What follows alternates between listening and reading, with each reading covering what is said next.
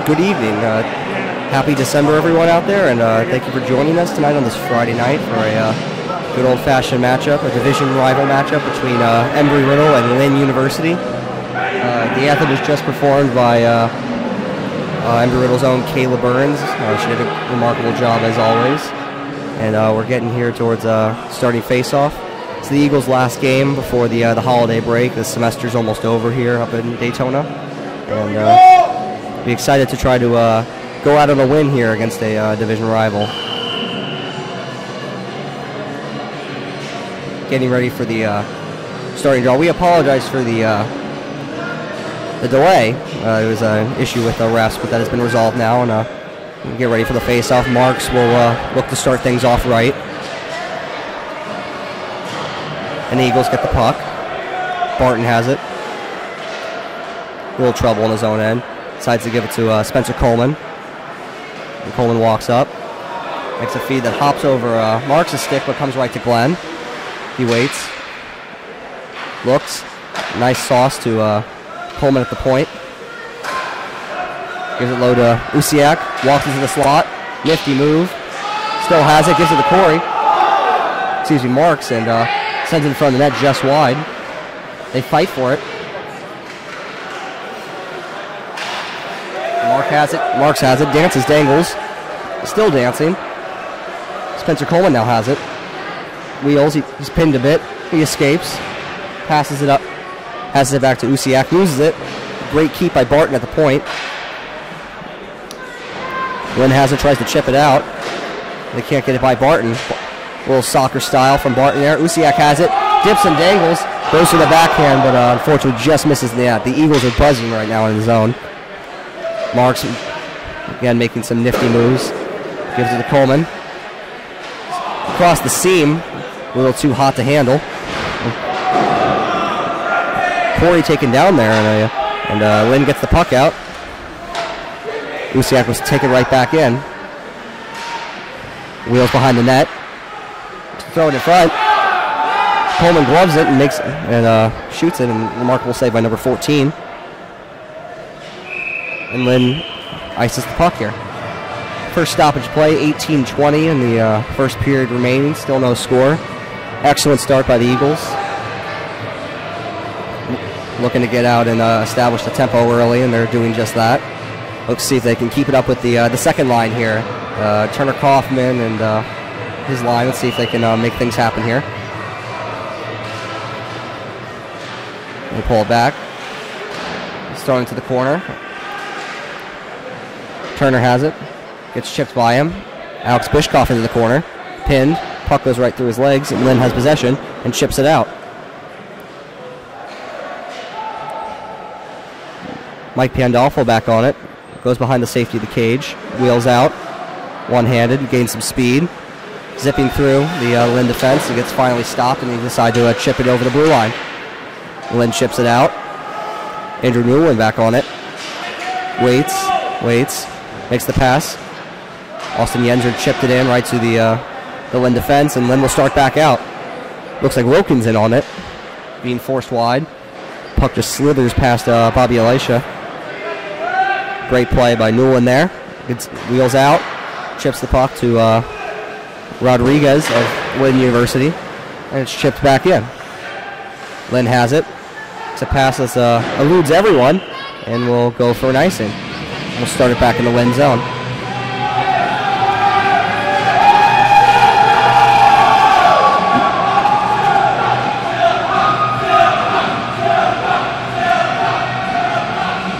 The crowd here cheering on Silcox, as he has seemed to be a crowd favorite tonight.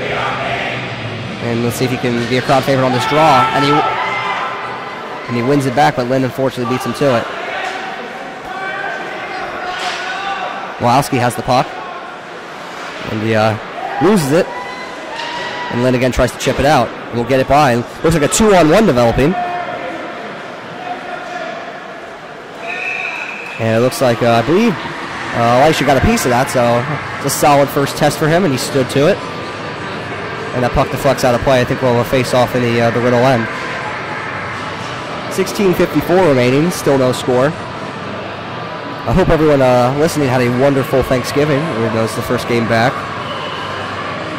It's always a special time around the holidays, and everything tends to get hectic in this little bit of the semester afterwards. Great body by Silcox, but everyone forgets about the puck. Bilowski didn't. He falls down, but Lynn gets it back, and Silcox gets it back. Dips and dangles around, walks in. Will he take the shot? He does. And a remarkable save by the Lynn goaltender. Lynn has the puck and just chips it out. The Riddle D with the puck. Play pitch and catch with each other. Justin Hansen has it. Gives it back. Riddle walks the puck in. And they go in after it. Lynn rips it around. Excellent keep by Barton. Still keeping it. And then finally on the third try gets past his skates there. Riddle walks the puck in again. Stood up a bit, but the puck still remains in the zone. Barton decides to keep it in down low. Goes around the net.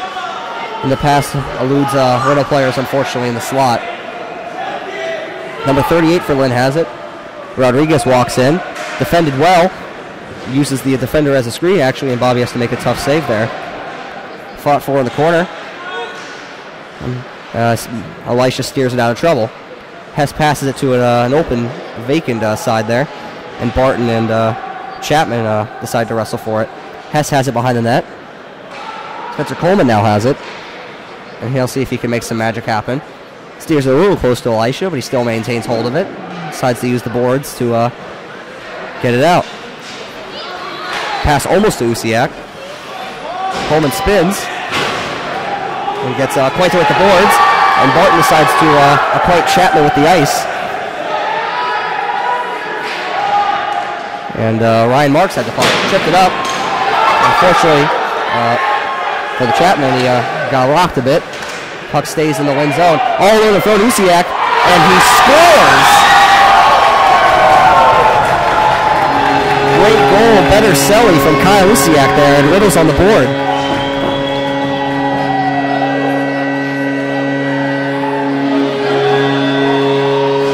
Excellent play there by Kyle Usiak to draw first blood for the Eagles.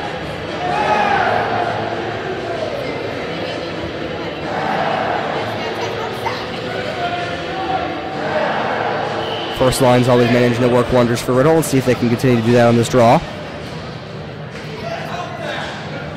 Marks tries to win it forward, doesn't take the puck with him, but he gets it back. And after a little confusion, walks in. 3-on-2 developing. Marks waits. Goes around the net. Passes it back to Mike Pandolfo. He shoots. Excellent tip. I think the Lynn goaltender got a piece of that and it went behind the boards. Lynn now has it. A little bit of a sauce pass up. Lynn leaves the zone. Pass eluded, I believe that's number 44 for Lynn. Kyle Usiak will come back in on the wing. Streaking. Has time. Excellent save by the Lynn goaltender again. Mike Pandolfo has it. Decides to chip it back down. Usiak tries to beat the men there. A little miscommunication, and Usiak still battling for it. Glenn Corey decides to get in on the fun. And the Lynn defender is bodying him there. Still fighting for it. It's in someone's skates. And someone decides to use him to move it up to the point. Lynn chips it. Newell with the shot. I believe it was blocked.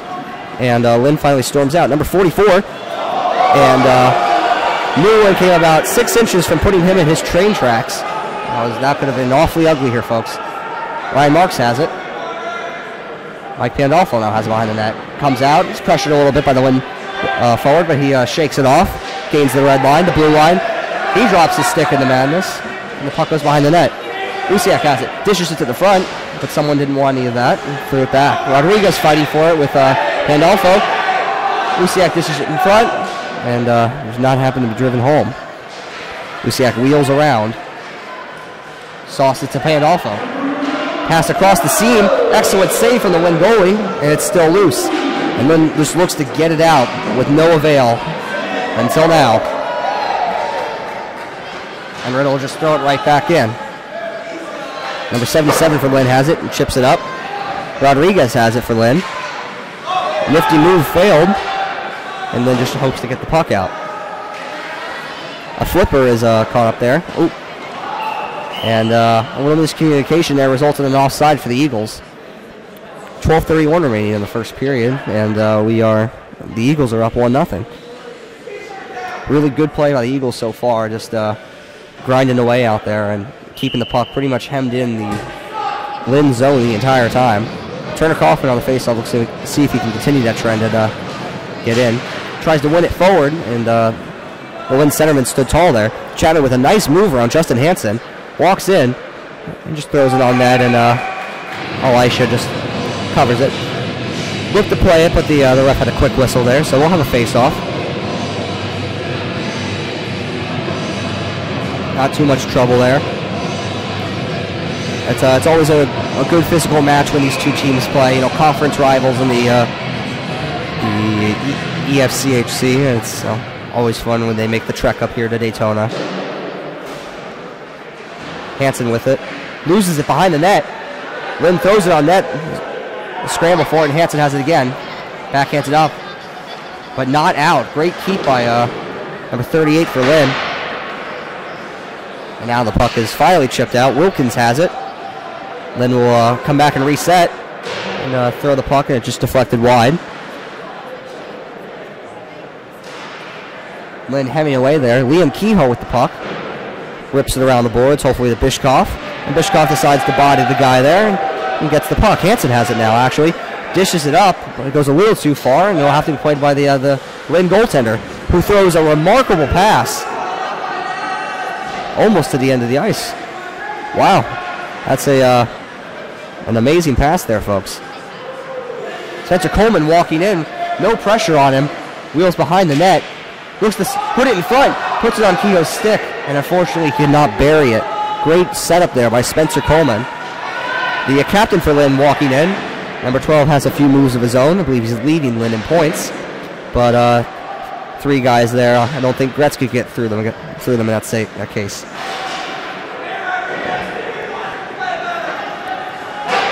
Puck is thrown out by Lynn. Barton had it, lost it, kicked it again.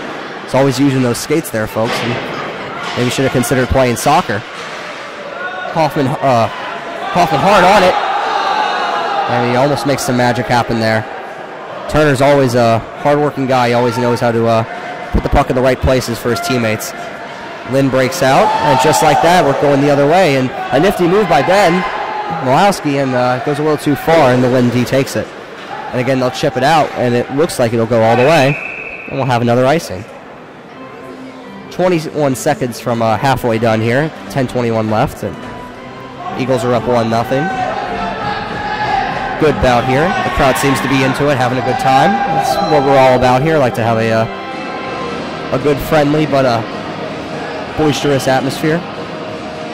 See if Silcox can win the face-off here. Newland has it. Gives it to Pando. Pando gives it right back. Newland tees it up. It's blocked in front by Jennifer Mayer, unfortunately. And the one captain looks to just get it as far as he can. And unfortunately, he did not gain the red line. And we'll go back down into the Lynn zone and try it again.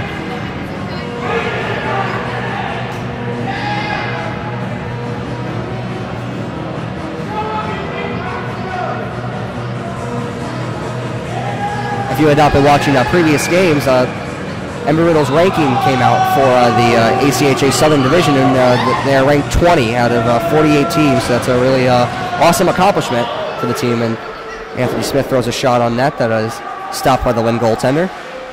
The D play decide to pass back and forth to themselves, and Mike Pandolfo throws it up. The Lynn D has it. Now the Riddle D has it. Pando to Newland again. He's saying it a lot tonight. Newland puts the body on. A little confusion, friendly fire there, but Hess has it, and he'll gain the blue line. Has Anthony Smith with him on the wing there. Hess with a nifty move, and Smith will take over behind the net. Goes for the wraparound. Confusion in front. Where's the puck? Battling for it, and Lynn manages to get it away, and they survive. And they'll look to just probably chip it out. And it appears that a Lynn player drew a penalty. It looks like it was a slash. And for the first time tonight, the Eagles will be going to the power play. Looks like the captain, Juan Sabodda. If I pronounced that wrong, I apologize. English has never been my strong suit here. That's probably why I'm an engineer.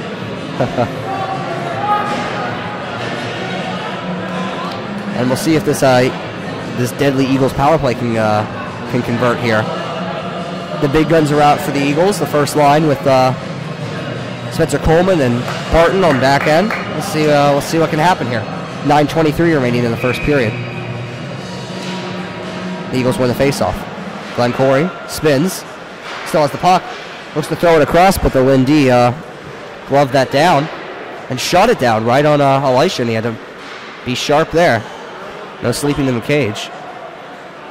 Barton has the puck, throws the pass a little too far for any Eagles, and we'll be going down to the Riddle end on that play.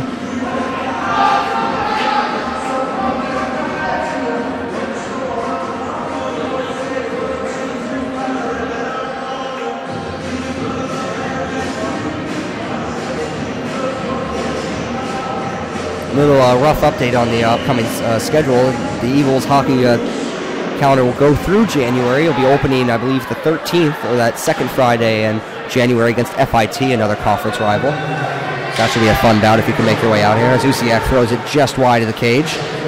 And the Eagles will look to set up here if they can. And Marksy keeps the puck in. Dips and dangles. Usiak has it. Throws it. And the Lynn goalie made the save even though he didn't know it. Riddle has the puck along the half wall there. Gets back to the point. Coleman sees it. And whips it just wide.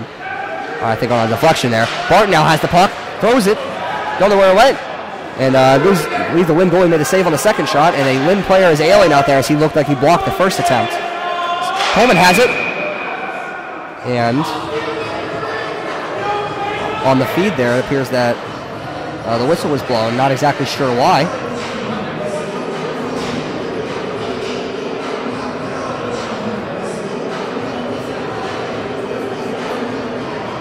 Glenn Corey seemed to be having some words.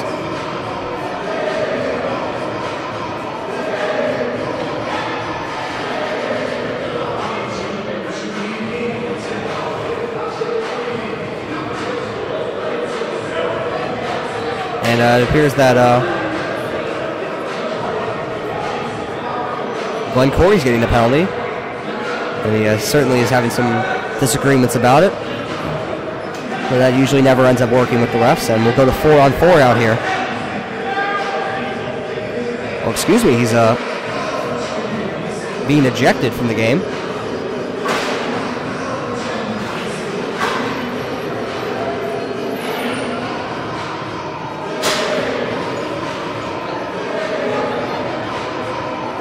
Not exactly sure what was going on down there, but looks like the Eagle roster will be down a man. 2 minutes is on the board for the Eagles. Not sure if that will go up now that there's been a rejection, but it appears not, as they're ready to drop the puck just outside the Lynn zone. 8:18 remaining in the first period. Eagles still up by a goal. We'll go to 4-on-4. A lot of space out there. Let's see if the Eagles can use their speed to make something happen. Barton throws the puck up, throws it off the boards. Marks has it. Walks into the slot and rips the puck just wide. Ladled it to Usiak, and Usiak sauced it just outside the zone, and Coleman will come out for it. Walks in, uses that speed of his, goes wide. Looks like he was going to fake a pass there, and throws it right on net. And the Lynn goaltender, number 14 there, swallowed that up, and we'll have a face-off in the zone.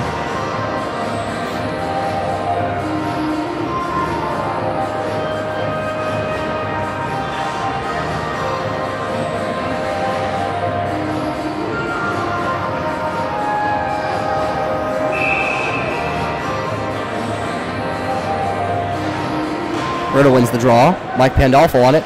Rips it on net. And unfortunately doesn't make it there. It hits a stick in front. Lynn charging out. Pass across. Broken up by Pandolfo. And then intercepted by the Lynn defenseman. Chapman walks in. Tries to make his way through, but Newland will not let him pass. Pandolfo rips it around. Race for it between Newland and Chapman. And Newland wins it. 3-on-2 developing. Looks like Turner Coffin walking with the puck.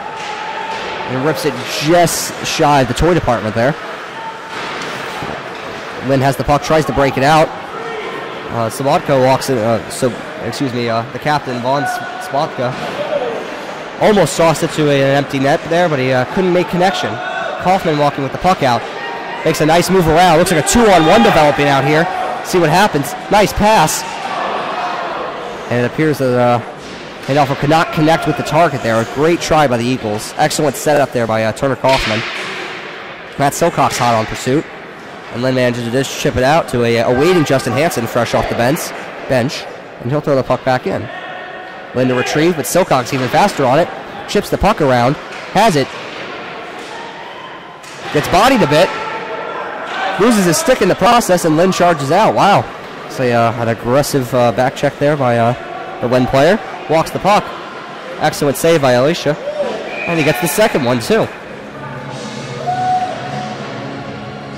Of a face-off down at the Riddle end with 1 second remaining on the Riddle penalty. And we'll be back to a 5-on-5.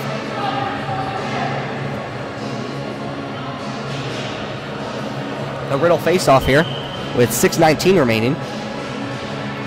And Riddle wins it. Bucket on Sobotka. Sobotka has it. They teed it. And the puck goes back in. Hansen has it. Chips it. Riddle has the puck up the wall. Liam Kehoe has it. Walks, waits. And bounces one up to Bishkoff, who gives it to Silcock. Silcock stringing in. Tries to make the move around, but is unsuccessful on the final challenge there. Lynn has it. Excellent feed pass to number 28. And Hansen gives him a nice shoving into the boards. Silcock's with a nice little move, but he can't do it twice as Lynn swats the puck back into the Riddle zone. Liam Kehoe with it. Loses it. Lynn has it. Chapman has it. Passes by Rodriguez. Rodriguez has it again, and he'll backhand it down. Pass right in front. And an excellent stick there by Bishkoff to prevent that from getting on net. Hess with the puck. And he starts storming out. Gains the blue line. With all that speed, look and see if he'll throw it around. He goes behind the net, looking at his options. Doesn't have too many, so he'll hold on. Wheels. Gives it to Kaufman, and the puck doesn't make it to the net. And the ever-dangerous Lynn captain storms on. Makes 2 nice moves. And gets bodied by Coleman, but not before he dished the puck. Riddle has it. Barton taking an offensive stride here. Throws the puck on net, and a ever-alert Lynn goaltender there had to make an excellent save. Number 14 there. Great to see the defenseman for Riddle jumping up in the play there. Another great example of Barton showing off his Erik Karlsson side. And we like to see more of that here at Riddle. See the defenseman getting up in the play and contributing to the goal scoring. Barton has the puck, gives it to Spencer Coleman. Anthony Smith with the puck, makes a pass to Hess, and Hess sets up. Throws the puck on net, doesn't make it, unfortunately. Lynn with the puck, the captain, whizzing his way out, storming up, and Coleman will not let him pass.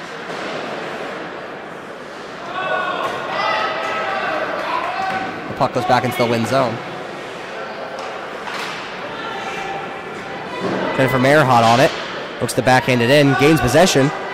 And it's poked out by Chapman. Ooh. Chapman takes a bump there. Takes a little hook. Goes on. Looks like number 4 for Lynn has the puck. He'll throw it on net. Excellent save by Bobby's kicked out. And Ryan Marks has the puck. Gives it to Kyle Luciak. Stringing down the wing. Backhands it. And just streaks wide of Marks. Marks turns. Harassed. Keeps turning. Andrew Newell with the puck. Throws it down low. No one there. Let's see who gets there first. Looks like it's Lynn. Backhanded up to a waiting Newell. Throws it down to Marks. Marks looking at his options. Throws the puck on net. Throws it right into the glove. And we'll have a face-off. 3:08 remaining in the first period. The Eagles up by a goal.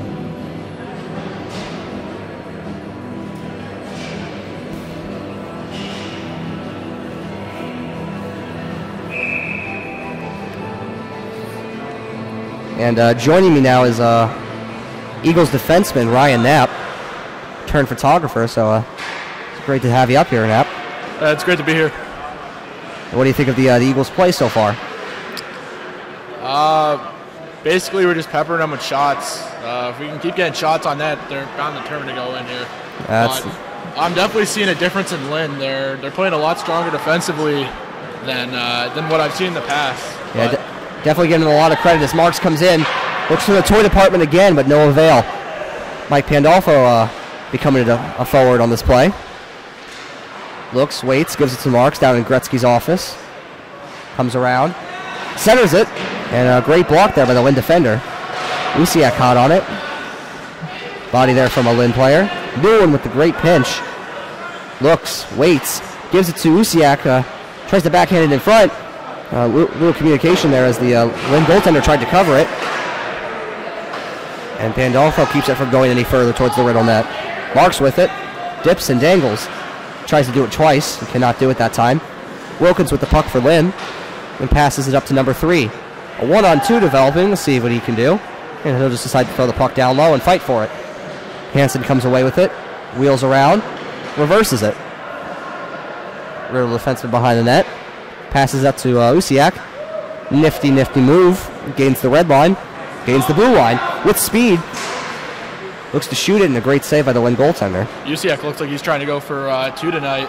Yeah, he really is wanting it. He's using his speed, definitely getting down low on the Lynn defenders.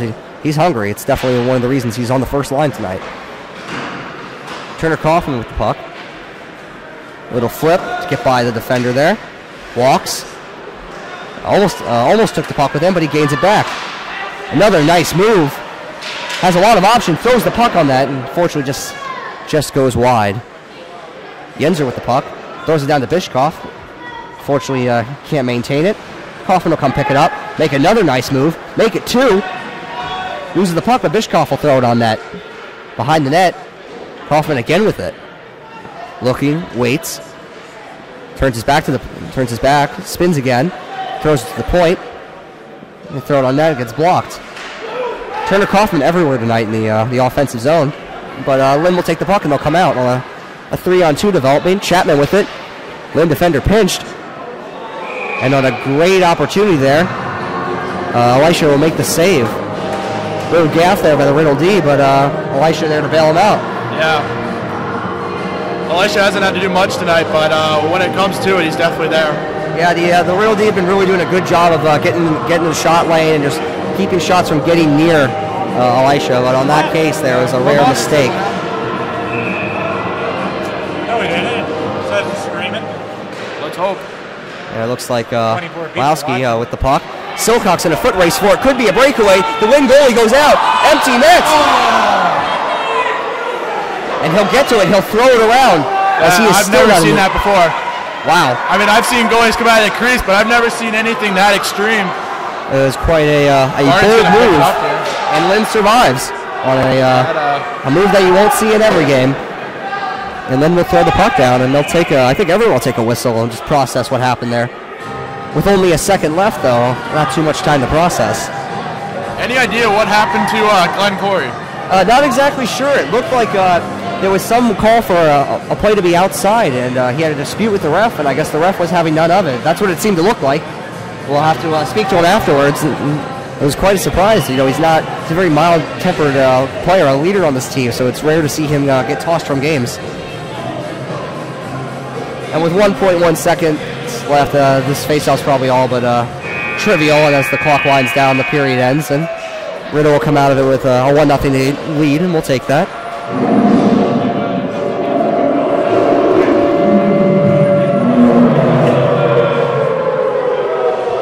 I'd have to say, definitely a strong start for Lynn tonight. A lot stronger than I think what we were expecting here. That's definitely for sure. When we've played Lynn in the past, the games haven't always gone this tight, I'd say. But usually the first period is the worst for the Eagles. So hoping that they can continue to put the puck in. I think one player the Eagles definitely have to watch is Von Svoboda over there. He's making a lot of early moves. You're getting a lot of shots on net. He's typically a key player whenever Riddle plays him, but just definitely one player the Eagles have to watch here going into the second period.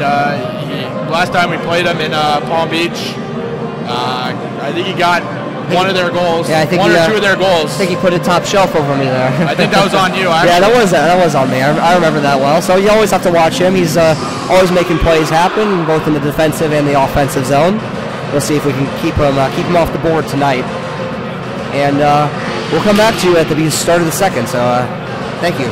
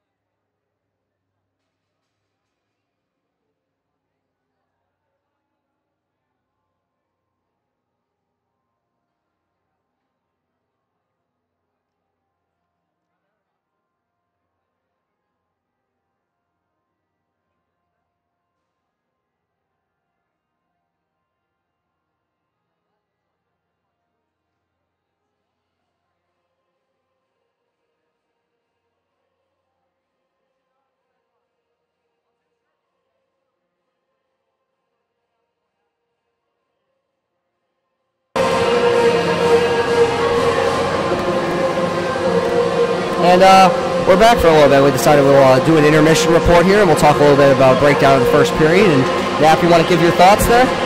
I mean, they're putting the shots on net. Riddle's putting shots on net, but the thing is, this goalie for Lynn is nothing to really underestimate. He was strong for them the last couple of times we played them.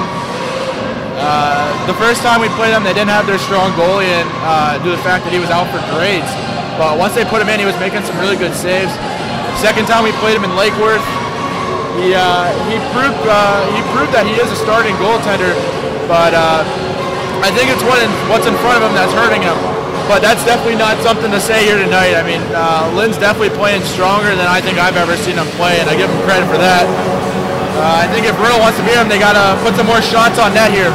I have to agree. I mean, been doing well with just 8 skaters out there. Really impressive. The Lynn goalie playing consistent as always. The past game we saw him play, he played fantastic, made it a lot tighter of a bout, and Riddle's definitely doing the right things. They're putting pressure on. They just need to finish their hits and wear these guys down. By the third period, 8 guys out there. I'm sure you've played plenty of games where you've been short-staffed. You know what it feels like being a defenseman in the third period. The hard thing about it is really just the consistency. Once you get tired, mental lapses happen, and you start making not the smartest plays. Turnovers in the neutral zone, and then in the slot end up in goals in the back of your net. So the key here is, I mean, for Lynn, the key is just to kind of, play as hard as you can, but realize what you have on the bench and realize what's going to happen. You are going to get tired, but the key is just to fight through it if they want to stay in this. Riddle, on the other hand, plenty of numbers, should be no issue to tired, plenty of water on the bench. So I think if Riddle can, keep the feet moving here, get them shots on net, in my opinion, I think Riddle should be able to win. But of course, you never underestimate a team. Any team can beat any team any day, and I've definitely seen that in my years of playing. Absolutely. And for Lynn, yeah, definitely they have to, they're going to play defensive. They've been spending a lot of time in their end, and that may not change. They're going to have to capitalize on the few chances that Riddle gives up. And on the same end for Riddle, they're going to make sure that they don't get sloppy just because they've been in the offensive zone a lot. It doesn't mean that the D can pinch every time. And we saw a few times there that some pinches led to some good chances, and Bobby had to be strong on the chances he had. Like I said, for the amount of time as Bobby's been tested, he's definitely proved himself tonight. So we should see how Riddle comes out here in the second period. Same for Lynn. Definitely watch Lynn to see how they perform. If they start getting tired, they started getting a little tired at the end of the first, but some big saves there in net while Riddle was pressing. It's pretty much keeping them in this here at a 1-goal game. Absolutely. And we'll turn to let's see if we can turn to a little more reflective. This is the last game before the end of the semester. most students are stressing out everything. We'll come back in the new year with a handful of games. I think we're opening against FIT, I believe. And we also have Clemson coming up, North Virginia, and then Sioux College to wrap up the year, and then the Eastern Conference Finals coming up. So. Yeah, our conference finals will be coming up in early February, so we have about a month and a half of good hockey left, so make sure to tune in. The Clemson game should be a really good bout. They're around the same caliber as Auburn, maybe a step or two below, so it should be a good battle for the Eagles and a good test midway through January. And Northern Virginia was an old foe we played last year. It should be a tough bout. Yeah, I wasn't here for the North Virginia game, but it was a good game. We lost, I believe, in overtime with about 15 seconds left. So it was a 4-3 loss, tough game. You know, we hard hits, some cheap plays from both ends. So it'll probably be a little bit of a bloodbath, but it'll be a good game. I think it'll be exciting. We definitely hope the fans come out for that one. We hope that you guys will tune in for that as well. You know, earlier we were talking about the numbers Lynn has. It keeps making me think back to the old days of the Tampa Scorpions coming in with like 7 or 8 players and absolutely destroying teams with what they had. It was unbelievable. But continue to find numbers there. You know, really comes down. You know, if you have 7 or 8 guys who know a system and can work it and have good conditioning, you know, you can really go against anybody. Not to mention those guys have played together for years. So I mean, that's really what it's all about. You know, getting established in a good system, and the Eagles have tried to do that here too as well. You know, they really tried to come in. You know, Coach Joyce tries to establish the system, and we try to just do the best we can with that. We've got a lot of freshmen coming in, so you got to kind of readjust the wheel here, introduce those guys, and get them used to what's going on.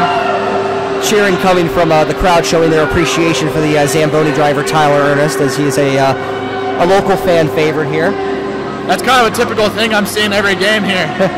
Yeah, the Riddle crowd definitely loves to support their own here, and we really do appreciate the crowd coming here out game after game, supporting the team. You know, even though we are just a club team, you know, showing the love for us, and we always appreciate it, both near and far. So thank you guys, we always appreciate it. Some games around the league tonight. FGCU taking on FAU in Palm Beach tonight. So if we can get any update on that game, we'll make sure to give you that. That's a big matchup. FAU was just here. What, 2 weeks ago, maybe? 2 or 3 weeks ago. Close game with them, very close game. Always a tough bout with them. Looking to maybe play them a little more routinely, potentially look to be in their conference next year. Not exactly sure on that. That might develop a bit more, but regardless, we're wanting to play teams of caliber like that, and we've definitely shown in the past we can hang with a team like FAU and Tampa. I went home last weekend to Fort Myers, and when I was talking to some of the guys from FGCU, they were talking about the style of play they try to run. And I think on their part, it probably wasn't a smart thing to tell us that, but you know, they like to do the dump and change. They like to do the press the guy hard in the zone, but they're a strong team for sure, and definitely someone I hope we can play next year for sure. Absolutely, it's a team that moves the puck incredibly well. You know, regardless of whether they're up 6 or they're down 6, you know, they're playing their system, and their coach keeps them very regimented, and then, you know, it's a very team effort. You know, it's no individualistic play, and that's something the Eagles will look to emulate in the future. I've been watching FGCU for years now, and they always are able to put a pretty well-developed roster together to compete in pretty much any league, always making the national championships every year. It's very consistent for them. It's a very consistent organization, both on the D2 ACHA level and the D3 level. That's really an amazing thing, you know, for a club team from South Florida to go out there and make a statement around the country that they can beat teams like Michigan State's club team, or UMichigan's club team, or UMass Amherst's club team. You know, it's a really it's an impressive thing to do. That South Florida is becoming a hockey haven. It's remarkable, really.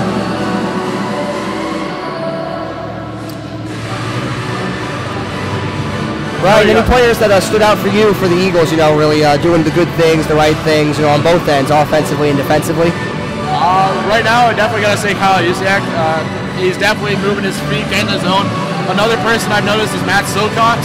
He's really doing the dirty work down in the corners. He's not afraid to go into the corners. Small size, but he uses his body to every potential it has, and he's had multiple opportunities tonight. Yeah, one of my favorite things to watch about him is he always is willing to take the hit to make the play. That's really it's a key thing about him. I mean, the same thing about Bobby Leishafer. I mean, as much as he's been tested tonight, he's definitely shown a lot. I'm trying to think who else really has stood out to me here tonight. I mean, Pandolfo's playing strong on defense. He's gotten the puck up a couple times. Favorite thing about him is he's always consistent. You know, very consistent player. Should note that the Eagles are playing this strongly without with the absence of their soon-to-be captain, Brendan Barger. So showing that they don't always need the soon-to-be captain on the lineup to make an impact, and they continue to play well without him. I think every game with Barger is another assist for us because he's just a strong defenseman, very consistent. I've been playing with him the last couple weeks, and it's been really good to play with a defensive partner that knows what to do and knows how to bail you out in any certain situations that don't exactly go your way. But feel comfortable, being able to read, if he's going to go in, you stay back, or if you're going to go in, he'll stay back. Oh yeah, vice versa. I mean, there's a lot of communication out there, so that definitely helps. And it's something you can't, it's something you have to learn, just being through the game, that hockey sense that everyone always craves. Oh yeah, he definitely has it. I mean, he knows when to jump, he knows when not to jump. He knows when to take his shots and, take the chances to kind of try to get a puck in the back of the net. Not to mention he's got a killer slap shot that put a nice bruise on me in practice about 2 weeks ago. Gave me a lovely sting on the kneecap for Thanksgiving. He had a really good play last week against University of Florida. Stepped up, got the puck, went down for a shot, ended up pinning off the crossbar. We actually thought it went in at first, but unfortunately not. That was a tough game, but we'll be playing University of Florida next year. I believe we should be. I mean, how close that game was. It's definitely a team that we should play. I've heard words of a tournament here next year, potentially. Wow. With the University of Florida. That would be exciting. That's something we're trying to get in the works here. We have our team meetings every Thursday, go over that type of system, but can't really say much right now. Yeah. Be sure to follow us on Facebook, Embry-Riddle Eagles Ice Hockey, and we'll try to put out. Is that the name of it? I believe Embry-Riddle Eagles Ice Hockey? I believe so, but we also developed a new Instagram page. So if you're on Instagram, it's ERAU_hockey. So that's something new we started up over the last couple days, trying to keep everyone engaged. Yeah. We definitely have a big fan base that comes out to these games. Average about 260, between 180 and 260 a night. So it's definitely consistent from our fan base. And we, like I said before, we do appreciate it. Be sure to follow our social media. We'll try to let you know on updates. We'll let you know of future upcoming games against FIT, specific dates and times if anything should change. Announcements about the team, potential tournaments coming up, conference style things. We always want to keep you guys in the loop and see if we can let you know what's going on so you can show your support for the Eagles. You have connections over in Palm Beach. See if you can get the score of the FGCU game and FAU currently going on. Yeah, I'll be on that right now, actually. Looks like the Zamboni has done its job, and the ice is drying, and both teams are getting ready to come back for the second. See if hopefully the Eagles can continue to put the puck in. Let's see if I can get the update on that score there. You can probably look on the ACHA website. I was thinking about checking FGCU's Twitter. That might be consistent too.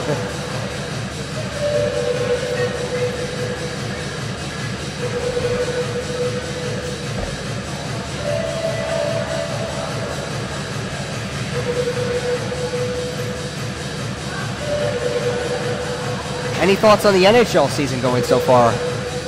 A Flyers fan, and when you drop 9 games in a row, it's pretty difficult. Oh, yeah, it's been a heartbreaker for you guys.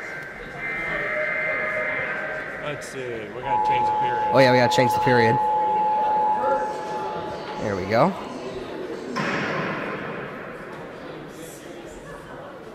All right, did you get it?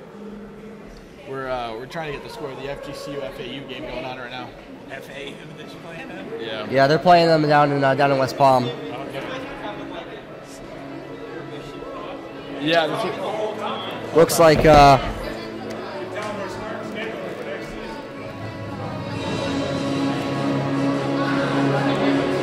the end of 40 for the FAU FGCU game, there it is scoreless, and it looks like the Owls will start on a power play. Really? Yeah, so that's scoreless game. 0-0 game. So that's showing that a team that Riddle is hung with is holding with one of the best in the country. So that's quite impressive.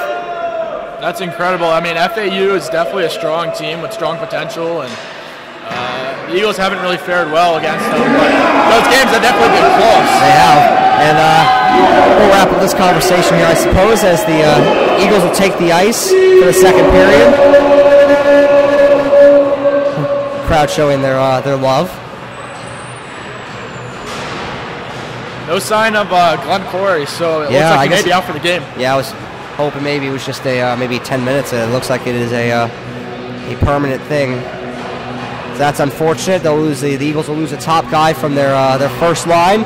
But again, there's a lot of guys out there. Hopefully it'll be an opportunity for some of the second and third line guys to step up and really make an impact in a game like this. I mean, one of those guys that's been stepping up, Spencer Coleman, now wearing the A for the Eagles this year. Absolutely, and deserving it. At the same time, Turner Kaufman definitely making moves to try to get the Eagles on the board here. Ryan Marks definitely showing a strong game tonight, moving the feet, getting around the corners. Putting pucks on net is really what the Eagles want right now. And since we got the camera on Bobby Elisha, I mean, for like I said, as much as he's been tested tonight, he's definitely showing what he can do. Bobby's a senior this year, so this is coming up on the end of a 4-year tenure with the Eagles, and I'm sure he's gonna be upset to end it, but he's excited now. Let's see if he can focus on getting the win here tonight. Well, let's see if Bobby can get a win here tonight. Yeah, let's see if we can get it for him.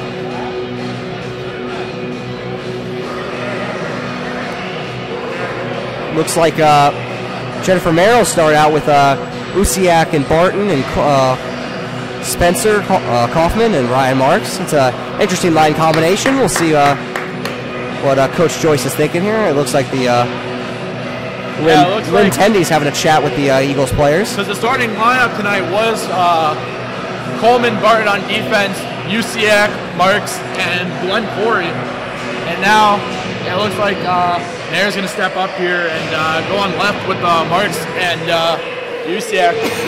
She'll definitely have two great players to give her the puck, so we'll see what can happen here.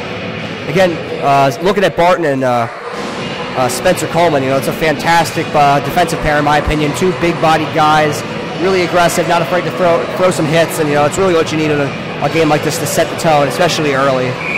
I've been impressed with Jen's play all year. She's definitely not afraid to take the hits and make the hits as well. Yeah, the lone girl on the Eagles roster, definitely not afraid to pull her own weight, that's for sure. And they'll have the face-off here, and Marks will win it without too much trouble. Kaufman has it, gives it to Barton. Fumbles with it a little bit. Coleman, excuse me. My mistake there. Apologies to Spencer and Turner. The K's get confusing. Yeah, definitely does. So. Barton's going to pick it up now, pass it down to Usiak. Usiak's going to dump it down into the corner for Lynn to pick it up here. Looks like Morgan's going to try to wrap it around, but it gets blocked there by Ryan Marks. Usiak picks it up again, kind of cycles it down to Marks. Morgan still going at it there against Marks. Barton loses on the blue line. Lynn pushes it out. Here comes Lynn now. A shot saved by Bobby Elisha. Barton picks it up, tries to get it out, and it's out. It was a good play there, good recovery. Bobby made the save there. Into the zone. Spencer Coleman's now going to pick it up, but it's going to be nice. A little bit of a crazy sequence there for the Eagles. Bobby made the save. There was a little bit of traffic in front, but Barton made the good play. Just chip the puck out. Reset, take a breath, and try it again. Now the key is, it's all about consistency. If you're playing a smaller team, not as fast of a team, you cannot play down to their level. You gotta keep your intensity. But definitely, Lynn does have some players that can definitely do some work here. Lynn's showing it so far in this second period. Looks like Lynn will just throw the puck out, and that'll be another ice. We'll try it again. 18:47 remaining in the second period. Not too much time has passed. Back here on defense, we got Mike Pandolfo and Andrew Newland. Definitely not a small defensive pair, I'd say. That's for sure. Two big vets that definitely love to throw the body as well. Has some really physical defensemen. Not to mention they're very hockey smart with their play. So definitely don't want to be standing in front of one of their slap shots, though. I'll tell you that, especially for Newland. There with Bischoff. Yenzer tries to get in there, but puck will go around the corner. Now here comes Lynn. Lynn moves it up in the slot, but he's going to lose the pass. Picked up by Pandolfo. Circles back around. Tries to look for an open man, but he's going to skate it. Pandolfo moving down into the zone. Nice toe drag. Oh, but he loses it. Circles back around again. Tries to find the open man. Shot on net. Bounces off, but Morgan will pick it up and try to crank it out. Excellent cycle work there for the Eagles. Looks like Kaufman has it. And Lynn will come out with the puck. Newland will stand his man up, but Lynn will go hot on it. Pando's not too far behind. Centering pass just goes shy of Wilkins. To pick it up there. That was a pretty wide open opportunity there for Lynn. Eagles D has to make sure that they're going to cover that kind of play. Another try. Big slap open there by Elisha. He's able to get that puck out of the crease. Eagles D caught there a couple times, with the man open in the slot. This game is still a 1-0 game. The Eagles don't want to get too cocky. One shot, and this is a tie game again. 17:42 remaining in the second period. Looks like we got Silcox. Is that a Silcox, Kehoe, and Malowski out there? Looks like Malowski's been moved to a forward position. There's Silcox again with a big hit. Lucido up to Hansen. Hansen tries to get it down, but it looks like Morgan's going to get there for potential ice. No, it got waved off. Alzowitz there, back in front. Good centering try there. Lynn's still playing very strong defensively. Looks like there may have been a hand pass there, or is there a penalty? It looked like, I thought it may have been offsides at first, but I think you're right. I think you're right on the hand pass. Silcox once again playing very strong in front. He's doing well winning the faceoff draws tonight. We'll see if he can win one here.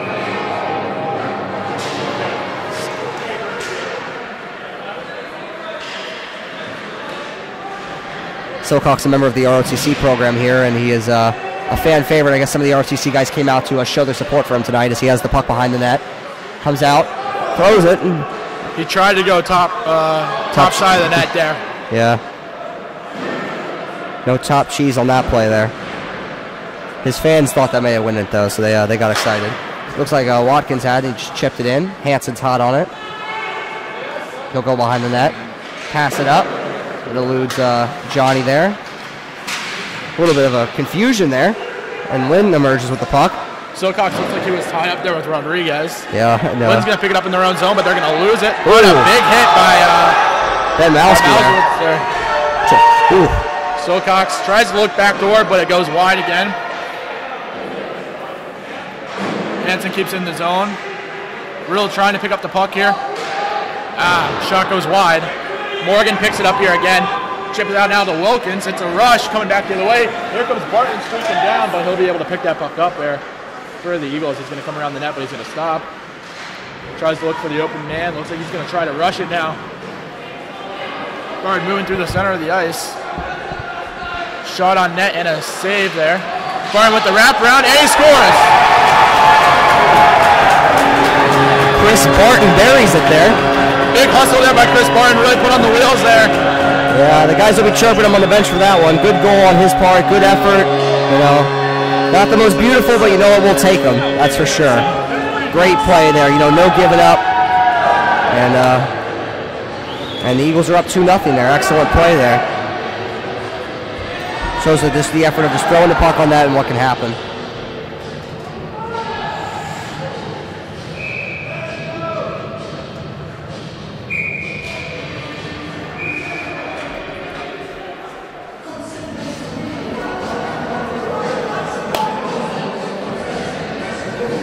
There's some confusion here, but Anthony Smith to take the face off. Smith going to take the face off here. Wants to draw. Now he's rushing for it. Looking like he was going to go for the hit there. Barton playing strong here in the second period. Loses the puck though. Wilkins going to pick it up, but Spencer Coleman comes back around to pick it up. Here comes Coleman out of his own zone now. Coleman on a rush, 1-on-2 here. Goes wide. Looks to the middle.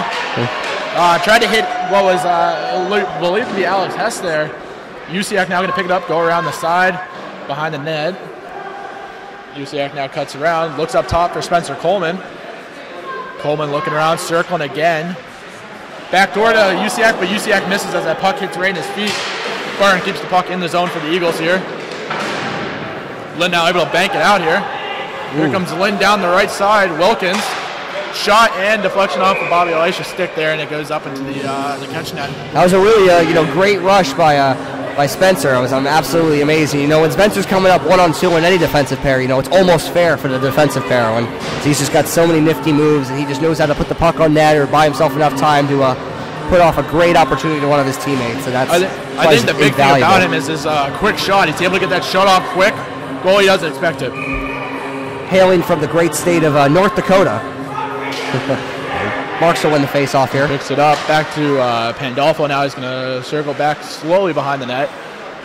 Passes it back up to Meyer on the boards. Jen loses it out to the center now to Usiak. Here comes Usiak and Marks. Usiak goes to the side, back door, but it just goes right in front of Marks and a little too hard there. Marks picks it up, waits for Usiak to get onside. Here comes Usiak. Usiak now trying to streak down towards the middle. Marks throws it back to Newland. Just goes wide, picked up there by Rodriguez. Rodriguez up to Von Svoboda, and then Svoboda tried to get it up to Chapman, but Chapman will not be able to grab it. It's now picked up here by Pandolfo. Pandolfo rushed now by Lynn. Lynn able to pick it up, though. It's a great forecheck here from Lynn. Big forecheck here by Lynn. Now it's the middle, big save by Bobby Elisha. Newland trying to get it out of the zone, can't get it out. Backhand shot, and it goes up high for Chapman. And it's now a 2-1 game. Wow, an excellent backhand from Chapman there. You know, when you leave him alone in the slot, that's definitely something that can happen. Goodness. And he is being celebrated there at the bench. And it's a 2-1 game now. This is definitely a close game. It's definitely a bit of a sloppy play there for the Eagles in their own end. You know, they definitely want to try to correct that. The key there is just to get the puck out of the zone.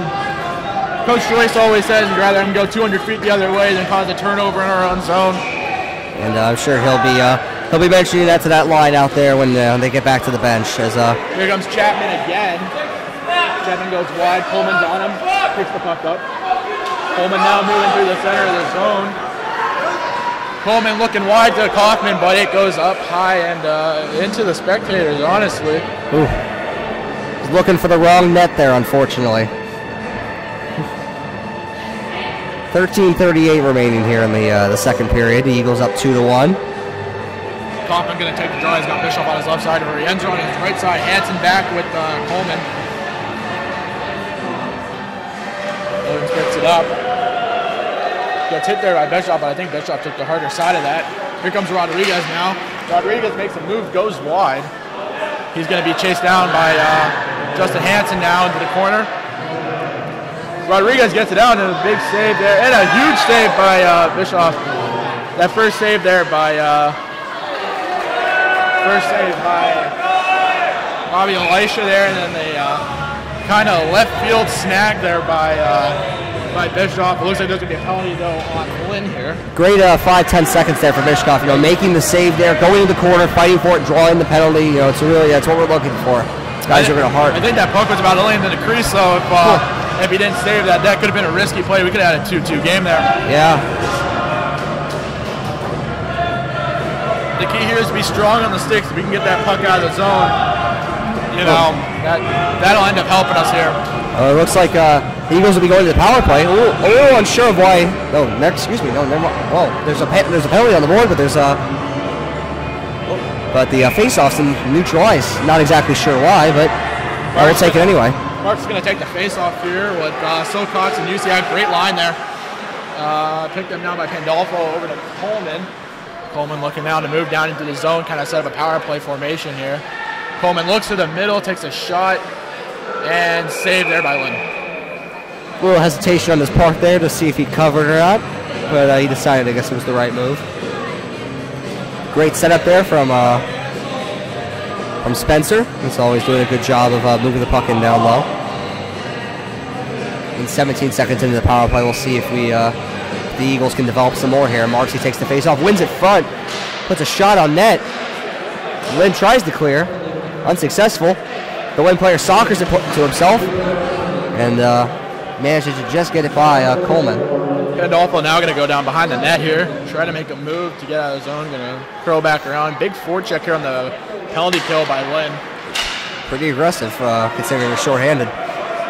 Here comes Marks. Marks looks down to the zone, tries to throw it to the slot to Silcox, but it won't go in there. Big save there by Lynn. Shorthand rush for Chapman. Oh my goodness. Big stop there by Pandolfo. There's that consistency we were talking about earlier.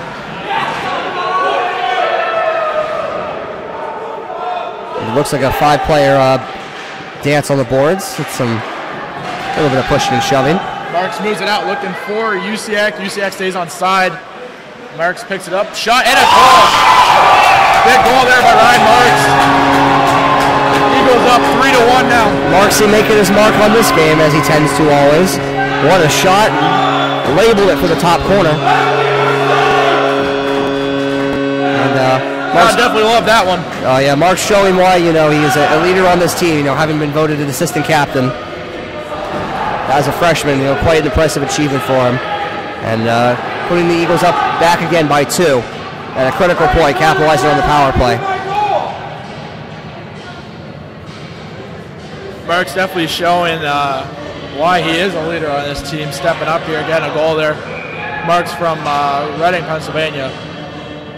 Definitely showing some intensity here, getting down, getting that shot on net, and I think that's exactly what we were talking about earlier, getting those shots on net, those goals will go in. It doesn't have to be the pretty plays that cause goals, but if you can get a shot on net, you never know what's going to go in. Speaking of that,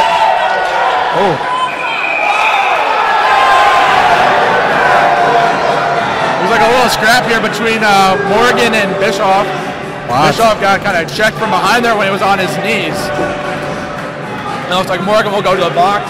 We'll see if they send Bischoff with them, but... Wow, yeah, Bischoff, it's a very uncharacteristic for Bischoff. Not really someone who would... they are sending him, it looks like. Yeah, not necessarily someone who would be known to drop the mitts, but apparently in that case he had enough of that play. So we'll go to 4-on-4, see if we can open the ice up a little bit again.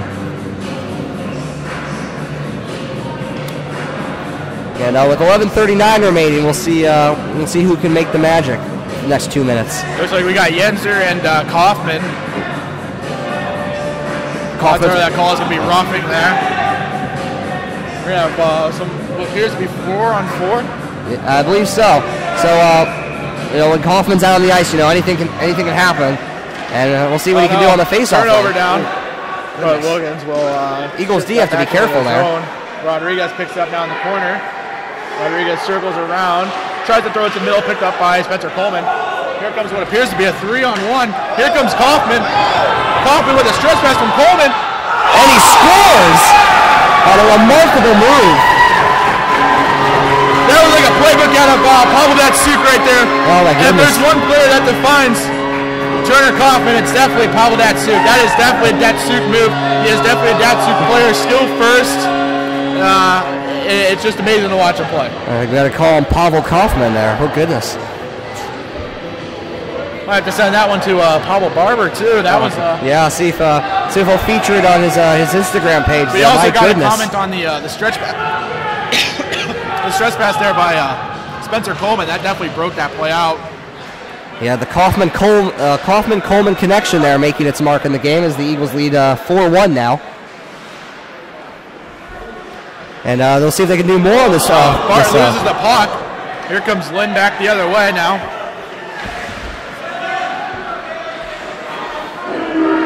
Wilkins going down, and he's being pressured and hampered there by Spencer until he gives up the puck. Coleman trying to step up there, but not going to work. Here comes Chris Barton back around behind the net now. Barton picks up the puck, tries to do a little chip pass. There was kind of a deflection there off of both players. Picked up by Rodriguez. Rodriguez over to Chapman. Chapman crosses the red line. He's going to dump it into the zone. Big hit there by Yenser. Puck now picked up by Spencer Coleman. Coleman's now going to pick up again. Look around. Coleman now on a break. He's got Kaufman with him. Coleman goes to the side. Behind the net. Tries to throw it to the net. And it's deflected off by the Lynn goalie. Here comes Rodriguez back again with the puck. Rodriguez crosses the red line. He's going now one on two. He's got a guy showing the whip. Big save by Bobby Elisha. 4-on-4 hockey, man. Incredibly exciting. End-to-end odd-man rushes. I feel like I'm watching some overtime here. It's really awesome. A great save there by Bobby to rebound from that goal. 10:06 remaining in the second period. 27 seconds remaining in the coincidental minors to Bishkov and number 27, I believe. Looks like Panzer's going to take the draw here against Alex Hess.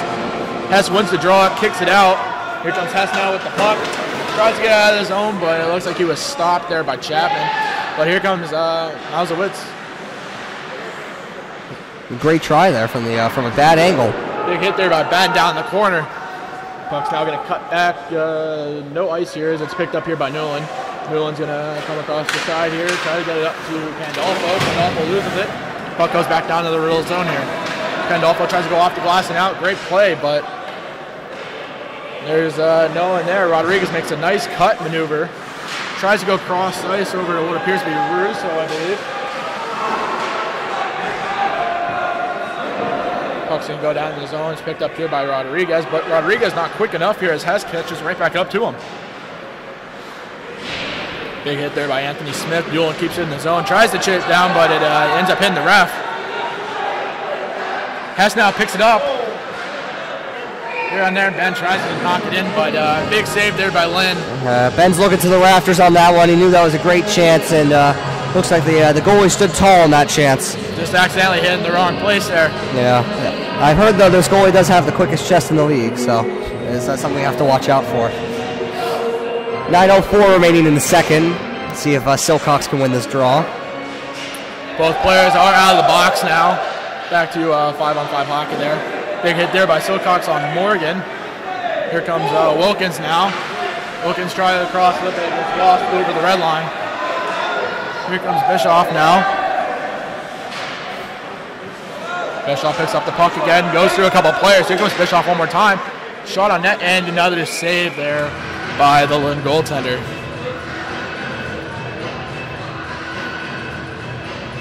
Lynn's goalie there rocking the IUP helmet. Is that what that is? Yeah. I didn't even see it. Oh my goodness. Indiana University of Pennsylvania.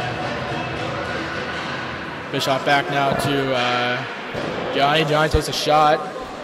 Puck goes in the corner. Riddle picks it up. Nice little drop pass there over to Silcox. Silcox cuts to the slot.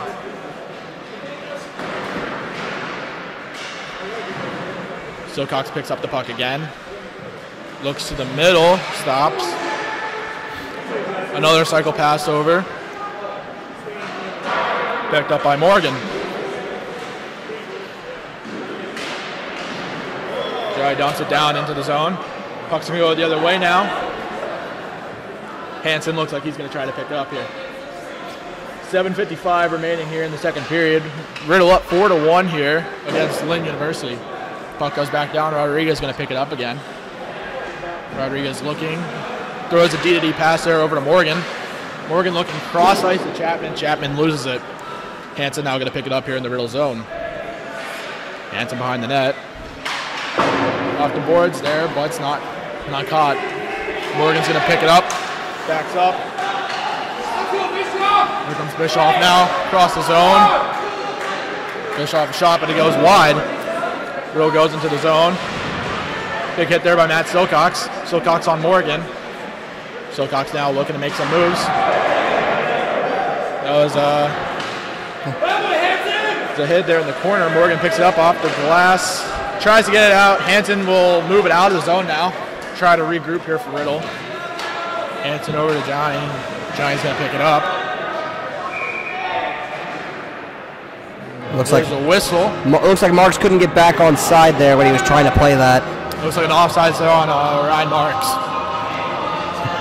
He's having a little trouble there. Here, let's talk about this defensive duo here of Spencer Coleman and Chris Barton. Again, not enough good things you can say about them. Totaling for a goal so far from Barton. I'm not exactly sure how many assists are on tap for these two, but I'm sure they're always making the right plays again. Being physical and. If the points aren't there from Coleman, which they typically are, you will see some incredible defensive play by Coleman, as we've seen tonight. As he makes it up there, tries to get the UCF, but Rodriguez cuts it off. Rodriguez now gets lost in the referee's skates. Ooh. It looks like UCF gonna rush it down now, picked up by Marks. Marks now shot, and it just goes wide. UCF's gonna go into the corner there. Try to pick it up there against Panzo. Picks his pocket there. UCF now going against Rodriguez here, picks it up. Chapman going to come in there, knocks UCF off the puck. Here comes Chapman the other way. Coleman and Chapman.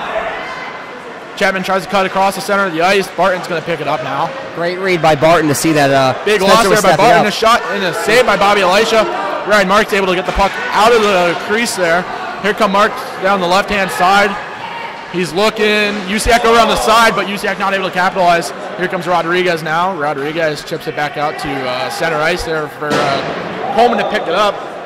Coleman tries to hit Marks along the boards, but Marks wasn't able to catch it up, and it looks like it's going to be a Lynn icing. A lot of back and forth in this game right now. It's quite exciting, to be honest, to watch. I feel like I'm at the U.S. Open. A lot of neutral ice play. You know, a lot of my coaches have said that you know, the game is won and lost in the neutral zone, and I never really understood that until I got a lot older and realized how important finishing those passes, you know, getting the puck in deep at the red line is, and you really see it in a game like this how much it can change and how fast you can go the other way. One person I haven't really seen much from Lynn tonight is Von Svoboda. I haven't really seen him out there too much. Yeah, it's quite a surprise. He's usually making his presence known. As that shot just goes wide. Kaufman tried to get a shot on net there, just goes wide. Kaufman now behind the net, looking for an open man out in the middle. Back up to Pandolfo. Pandolfo now looking to go take a shot, but he's kind of blocked off there by Panzo. Here comes Kaufman. Kaufman hooked and a shot. And it looks like there will be a Lynn University penalty for a cross-check.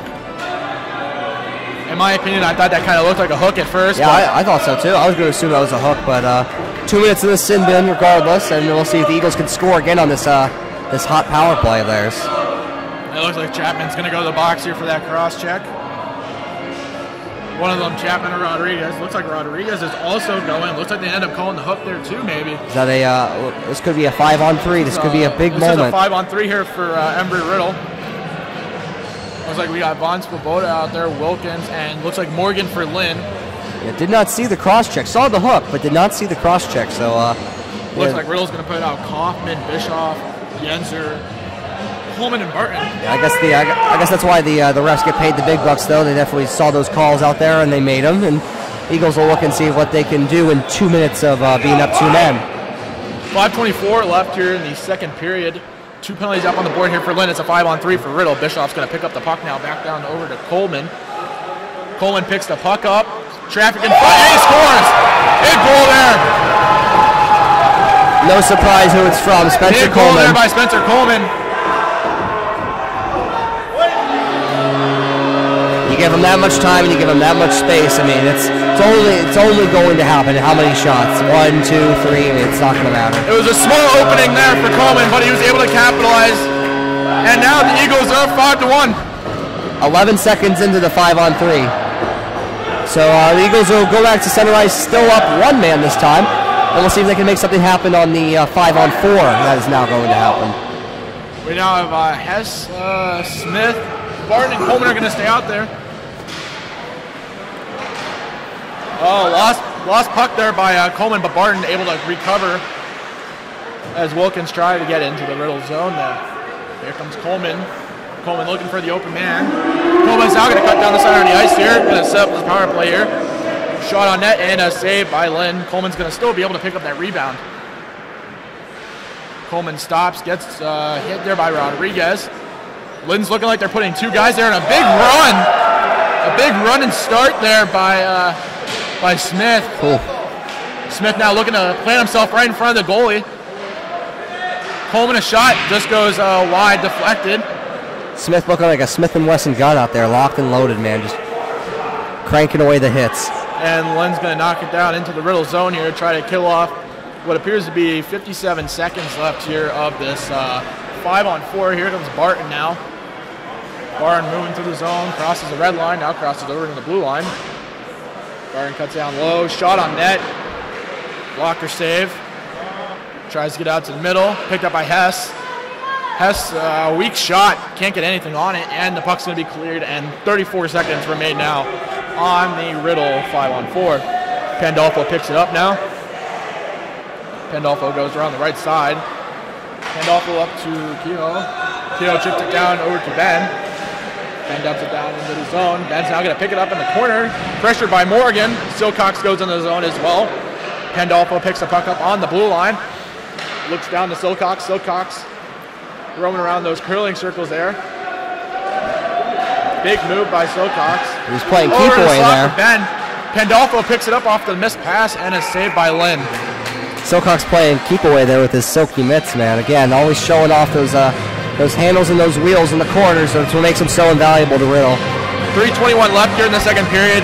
ERAU up 5-1. Yeah, this second period's definitely been an explosive one. Both teams put pucks on the board. Put goals on the board, excuse me. Chapman going to take the face-off against Silcox. Those two have been going at it all night, as well as Silcox and Morgan here as they both go into the corner. Silcox doing a great job of battling as always. Then moves around, cycle pass over to Silcox. Silcox kind of loses it, but puck gets wrapped around. Hansen picks it up now. Hansen looks, shot on net, but it looks like it was blocked off of either one of Riddle's players or I think it looked like it hit It didn't look like it hit the net though. Yeah, it was a friendly fire there on that play. Hit by Ben over there on Chapman. Lynn tries to get out, can't get anything on it. Gonna be picked up now by Morgan. Morgan over, tries to wrap it around. A shot by Hansen, but it fires wide, deflection, and the puck's gonna get knocked out of the zone here. But here comes Rodriguez. Rodriguez moving with speed. Ooh. Trying to beat Johnny there. Here comes Silcox now. Silcox looking like he was gonna go to the left side. Now he's going back to the right side. Gonna try to get down into the Lynn zone for a shot on net here. Breaks the ankles of the Lynn defenseman. Backdoor pass to Usiak. And a great save there. Wow. That was a big pass to the slot there by Silcox to Usiak, but Lynn's goaltender was able to get over there. Yeah, it was great, just in time. Great play by Silcox there. Showing off his speed. Faking to go one way, going the other. Setting up his teammates, and it's an amazing play. See what's happening here now. I guess 2:19 left here, 5-on-5 hockey. Looks like the Marks Mayer Usiak line is out there with the deadly Barton Coleman pairing on defense. Riddle's keeping that line 1-1 together here. Coleman's going to watch him, not going to pressure the puck too hard there. Comes around the side. Lynn pressures. Mayer picks it up. Banks it down to Marks. Here comes Marks down the left-hand side. Looks, shot, deflected up into the glass. Usiak going to pick it up now. Usiak tries to go cross ice. Gets blocked up by Chapman. But Usiak able to hustle back, and another turnover there in the neutral zone there. Marks going to pick it up now. Big hit there by Rodriguez on Marks. Goodness. Marks picks it up now, moves into the Lynn zone. He's got Usiak to the left side. He tries to go to the middle, but the connection just isn't there. Coleman picks it up now, goes down to the corner.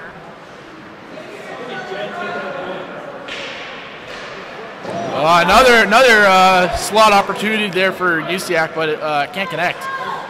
Puck goes down to Mayer. Mayer tries to go to the slot, but it's just not there. Ooh. Marks another shot, but it goes over the boards. No one really there. Usiak gets back, but Lynn picks it up. It looks like Wilkin picks it up, and he's going to ice the puck, and we'll go back the other way. The crowd seems to be getting involved here in the ending, as they always tend to, making their presence known. Great pressure there by the Eagles. It was hard fought down there. A lot of turnovers in the neutral zone. I know Thanksgiving's just passed, but it's just full of them out there, man. It's crazy. In the second period of intermission, we'll try to get you a score update on that FGCU-FAU game currently going on in West Palm. See if we can get updates on any of the other games going on as well. But 1:04 left, so the period will be ending shortly. But before that, Pando will take the puck, and he'll wait with it. Pandolfo tries to get out of his own, can't exactly get there. He hits the block by Panzo. Here comes Kaufman. Kaufman going down the left-hand side. He's got Yenser cut to the middle, and it just goes wide. 40 seconds left here in the second period. Kaufman stumbles trying to get the puck, and no call. There was what appeared to be maybe a penalty there. It's now 3-on-1 for Lynn here. Here comes Wilkins. Wilkins shot on net, and a big save there by Bobby Elisha to keep this thing from getting out of hand there. Yeah, I think that Riddle was lucky that they definitely didn't get burned on that play. It was a great opportunity for Lynn. 3-on-1 there. You gotta watch those. Oh my goodness. You really gotta watch those. Yeah, it's good to see Pando back though. He played it as best you can on the 3-on-1, and luckily the puck was just a slow shot there for Bobby to handle. Morgan goes to take a shot. It just goes wide. I think Kaufman might have got maybe a knee pad on that. Big hit there by Yenser. Lynn keeps the puck in his own, shot on net, and it goes off the top net. Looks like it went off the top of Bobby's glove too, so it was a great save there by Alicia. 15.6 seconds left here in the second period. Riddle up 5-1 here against Lynn University.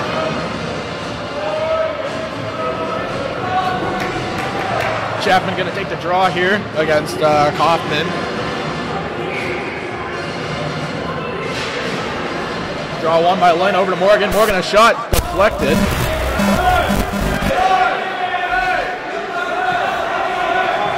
Kaufman, a shot on net, and it gets deflected up in the net, deflected off the Lynn goaltender. 3.1 seconds left here in the second period. Riddle up 5-1.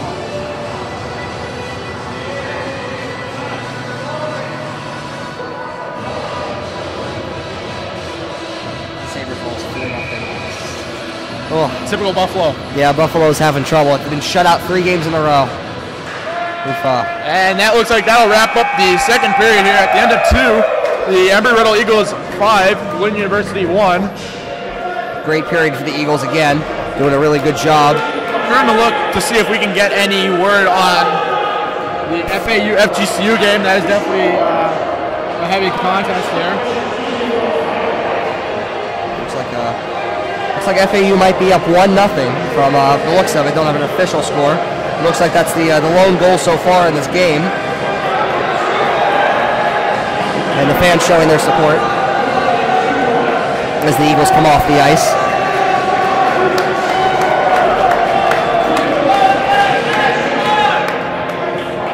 From the looks of it, FAU may be up 1-0 against FGCU. That's quite a surprising turn of events. And we know that's definitely a game FGCU took lightly there. Yeah, that's quite a surprise. You know, FAU is an incredibly deadly, consistent team. So this will be a big upset.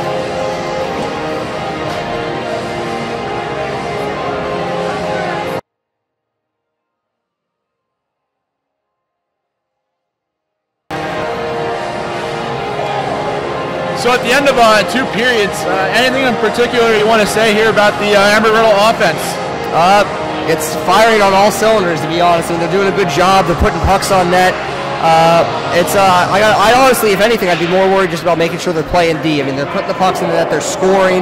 That's not the issue. You know, everyone's really, the guys who are putting the points on are always putting the points on. But we got to make sure that we're not getting too excited. We're back checking. You know, we're making sure we're finishing our hits and we're playing defensive coverage, because that's gonna end up hurting us if we don't. Excuse me. Now, we talked in the first period about Riddle getting more pucks on net.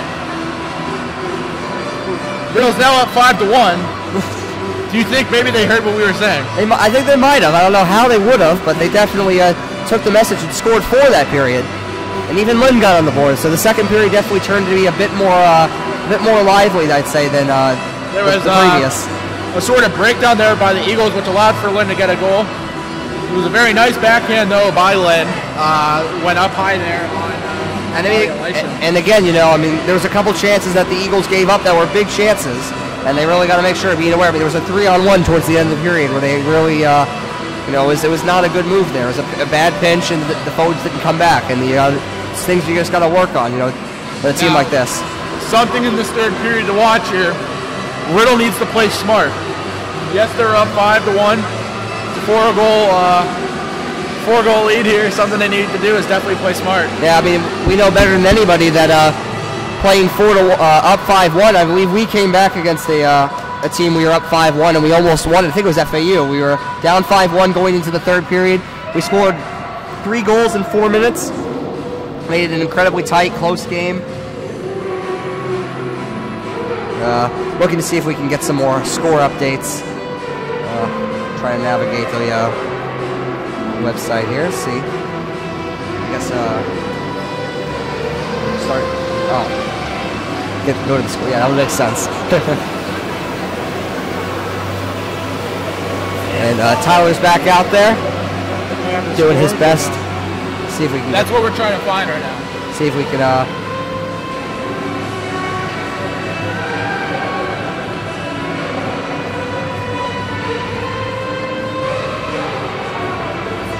Looks like Auburn's playing the University of Georgia tonight. See if we can get a score on that soon. Speaking of University of Georgia, they put on a really good tournament every year in Savannah. This year it's University of Georgia, Georgia Tech, FSU, and I don't remember what the last team is, but it's incredibly great. It's a really great tournament they put on there. It's at the Savannah Civic Center. They convert the whole rink, pretty much sell out every game. Yeah, I hear University of Georgia does a great job with their crowd. The Eagles, I'm only a sophomore. I know that I think a bit before my time here, some of the vets talked about a game where they played the University of Georgia. Score wasn't as favorable. I believe we lost 17-3 playing the team, but it was it's a fun time to go up there and to have the state, with the boys and have a good game.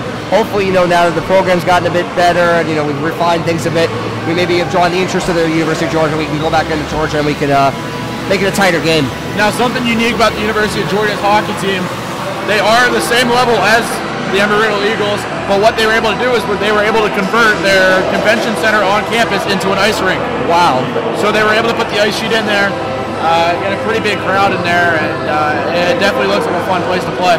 We'll see if we'll talk to Dr. Butler. Maybe we can get a sheet of ice there in the new UC or something like that.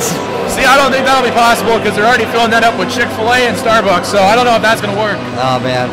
That's a shame. We should have gotten to them earlier. It'd be great to have a rink on campus. But you got to realize, though, this rink isn't that far from campus. No, it is nice, and again, having which is very convenient for the fans. And I think that's why we get such a big fan base. I really do appreciate that. And it's really, again, it's an awesome thing. Some of the teams have to drive an hour and a half to see their teams play, and we're really thankful we're only a 10-15 minute drive from campus. Makes it a lot easier to appeal to teams and appeal to fans. Now, earlier we were talking, and we were talking about the FGCU FAU game, and we were going off of their Twitter account, reading the score updates. Ends up now the score is 2-1 FGCU. Oh. That is a brief update there we go. From Dr. Burns, and I'd like to give a shout out to my parents back in Fort Myers who gave me an update for that one. Well, thank you. We always want to try to stay correct here. First time here on the commentary, and it'll probably be my last. But. Yeah, quite a shock. Are you telling me Twitter's wrong right now? That's insane. Either that or FAU doesn't want to put the fact that they're losing up, or the goals happen so fast that they just can't type fast enough. Yeah, but again, awesome game from FAU. I mean, they're playing well against a good team, and 2-1 in this third period. A lot can happen still. That's exciting. Thing is, those games against FGCU, the last time FAU played them were blowouts. Yeah, I mean, it's a lot. It's amazing to see how teams get better as the season goes on. And again, playing FAU in any capacity, being able to hold in that team is impressive. And FAU's got some incredibly good scorers out there. They do a really good job. A couple friends of mine, they have a really good program out there, and it's awesome to see them being able to hold. It feels good when a team that you fight really close with does really well against other teams, because then you're like, wow, maybe we can take those teams too. I mean, every team gets better as the season goes on, but some teams have that better connection, and a lot of teams have a lot of seniors that have played with each other over the last 4 years. And Real's no short of that. Players like Bobby Elisha. Yeah, 4 years. Who else do you know? Andrew Newland, Mike Pandolfo, Barger, been here 3-4 years, doing a really good job laying the groundwork, and they've seen this program grow from literally being on the brink of folding to being the highest attended event on campus. And that's truly amazing, and it's awesome. It's only going to get better from here. That's the goal. It's amazing. The president's taking notice, a lot of the fans taking notice, people who never really watch hockey before come out, and it's exciting. We're happy to introduce people to a fun sport. Now, something interesting about the next season. Amarillo's been in the works talking with the University of Tampa, FGCU, and other teams are part of the Southern Collegiate Hockey Conference. And from the looks of our schedule for next year, or at least what's in the works of it, we'll have up to 14 games. A little technical difficulties here. Let's see if we can try. Potentially up to 14 games against SCHC teams. Really? Wow, that's fantastic to hear. Those are all. I think we're okay with the mics now, but that's awesome to hear. Those are big name schools: FGCU, USF, UCF. Those are teams that we draw a lot of fans from the community to come out and watch their alma maters play, and that's exciting. We'll get the fans out, have good, hard-fought games, and that's what the fans really want to see. And it helps the team grow, helps the presence grow here, helps us establish our programs. That's incredibly exciting to hear. I was also hearing rumors that the University of Georgia was in the works as well. Yeah, I believe that we are in the works trying to get some games maybe against them. But a lot of SCHC teams, I know that University of Georgia is part of that SEC hockey conference they have up there that has Auburn, a bunch of SEC teams, all in the Division III ACHA division. I was going to say, I'm sure Auburn will come back again. The Citadel didn't come this year, but they came the previous year, and they enjoyed playing us, so they may come back down from South Carolina. I'm assuming North Virginia will probably make its presence come back. If things go well with Clemson, Clemson will come back. And it's really awesome that a small school like Embry-Riddle can go play big schools like Auburn and UF and Clemson. It's an exciting thing. We're on their radar, and we're pretty proud of that. And the thing about these bigger schools, especially in the SCHC, most of the teams in the SCHC, University of Miami, FTCU, University of Tampa, USF, are all FAU, are all teams that are in the top 10 rank here in the ACHA. And our goal this year was to be in that top 10. The thing is, we have to play those harder teams in order to get into that top rank, and we definitely did that this year, showing a major improvement against some of those teams. And we're excited again. What made a big impact this year was coming in, having that second year of the precedent set by Coach Joyce, having Coach Joyce behind the helm a second year, having a lot of big impact freshmen come in. I believe we had about a dozen to 15, freshmen who are, making the lineup night in, night out, really making their presence felt. And we're hoping that next year we get some of the same. We've heard that some respectable forwards and defensemen who are seniors in high school are looking to come to Riddle. People who have led their team in points in various leagues are looking to come make their presence felt. That's what grows this program. They have heard about, how Riddle's reputation, not even on the ice, in flying and aerospace engineering, things like that. And they want to come here and they want to play hockey still. So we want to give them that option. I've only been here for a semester, and I've definitely enjoyed the hockey here. I enjoy the fans. I know it's the first time I've actually had the ability to play for a school. I never was able to play high school hockey at a serious level, but it's nice to finally play for a school and see the kids you see in class come out to the games and the dedication they show, and just seeing a different side of the kids. Because the thing about Riddle is you have a bunch of kids who are really serious about their academics, and a lot of people are in their room studying, but there is a lot of socialization at the same time. But to see these kids come out to the game, and you see a whole new side of them as they really get into the game, and it really pumps up the players a whole lot when the fans get into it. I think what's really exciting for the players to see is that, even though we are a club team, this university ends up treating us like we're an NCAA team. People wear our jerseys around campus. The attendance is incredibly high. People were talked about a lot. I think the athletic page has posted about our games from time to time. It's really awesome to see. It's just as a club team that we're making a presence. Yeah, the bookstore has been selling jerseys, hats. I heard they've actually started doing customizations. That's fantastic. Buying in new jerseys to sell here at the games. They're here just about every home game, selling the fans. So.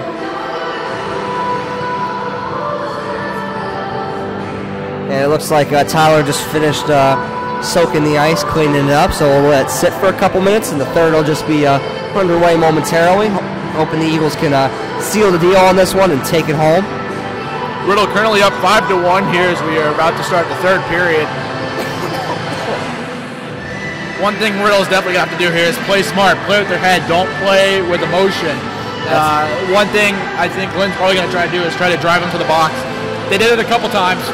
They've been trying it throughout the game, but if we can keep our heads on straight, we'll be able to hopefully secure this as a win. Yeah, Lynn had some good looks on him when there wasn't 5-on-5. When it's 4-on-4, it's a little smaller. The players are able to take advantage of the space and time and really make something happen.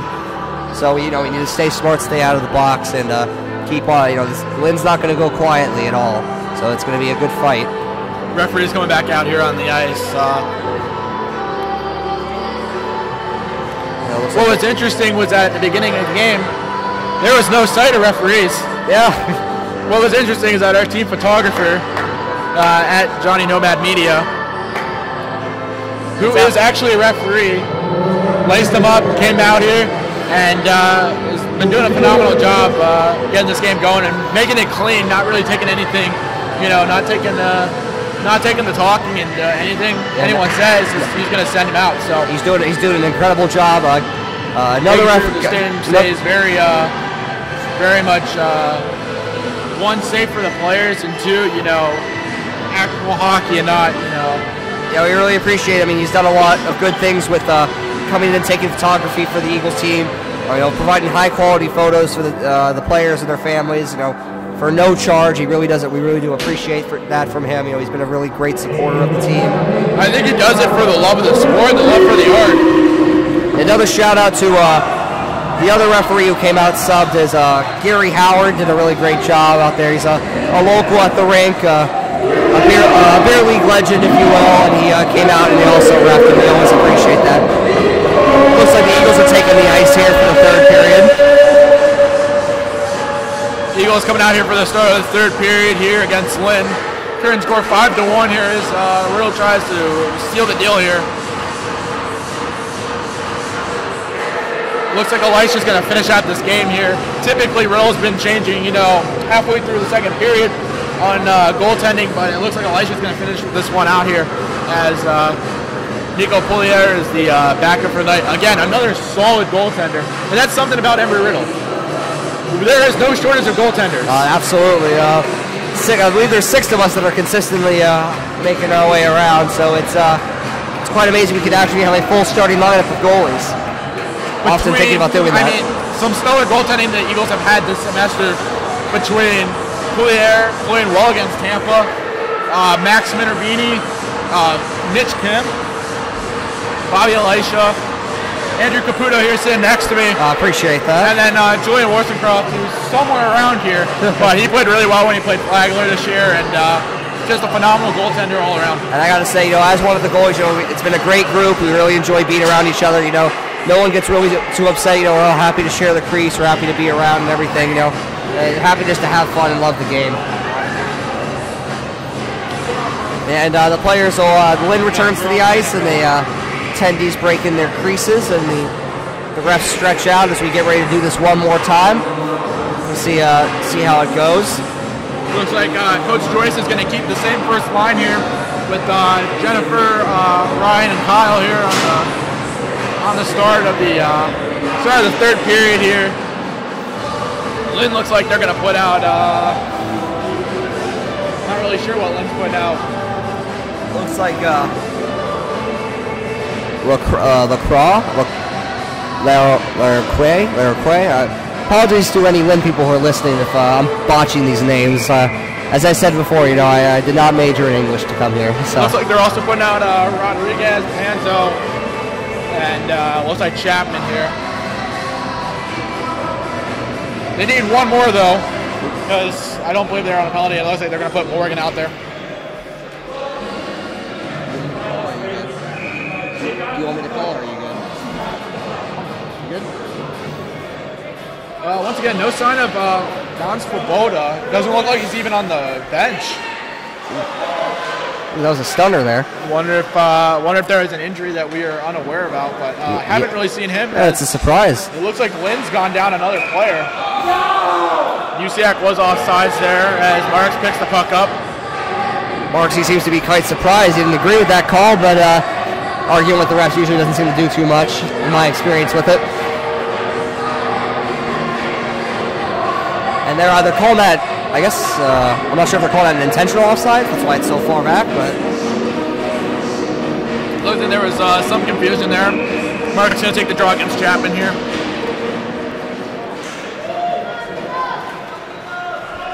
Morgan's going to backhand it. Picked up now by Usiak. Gets a little bodied there.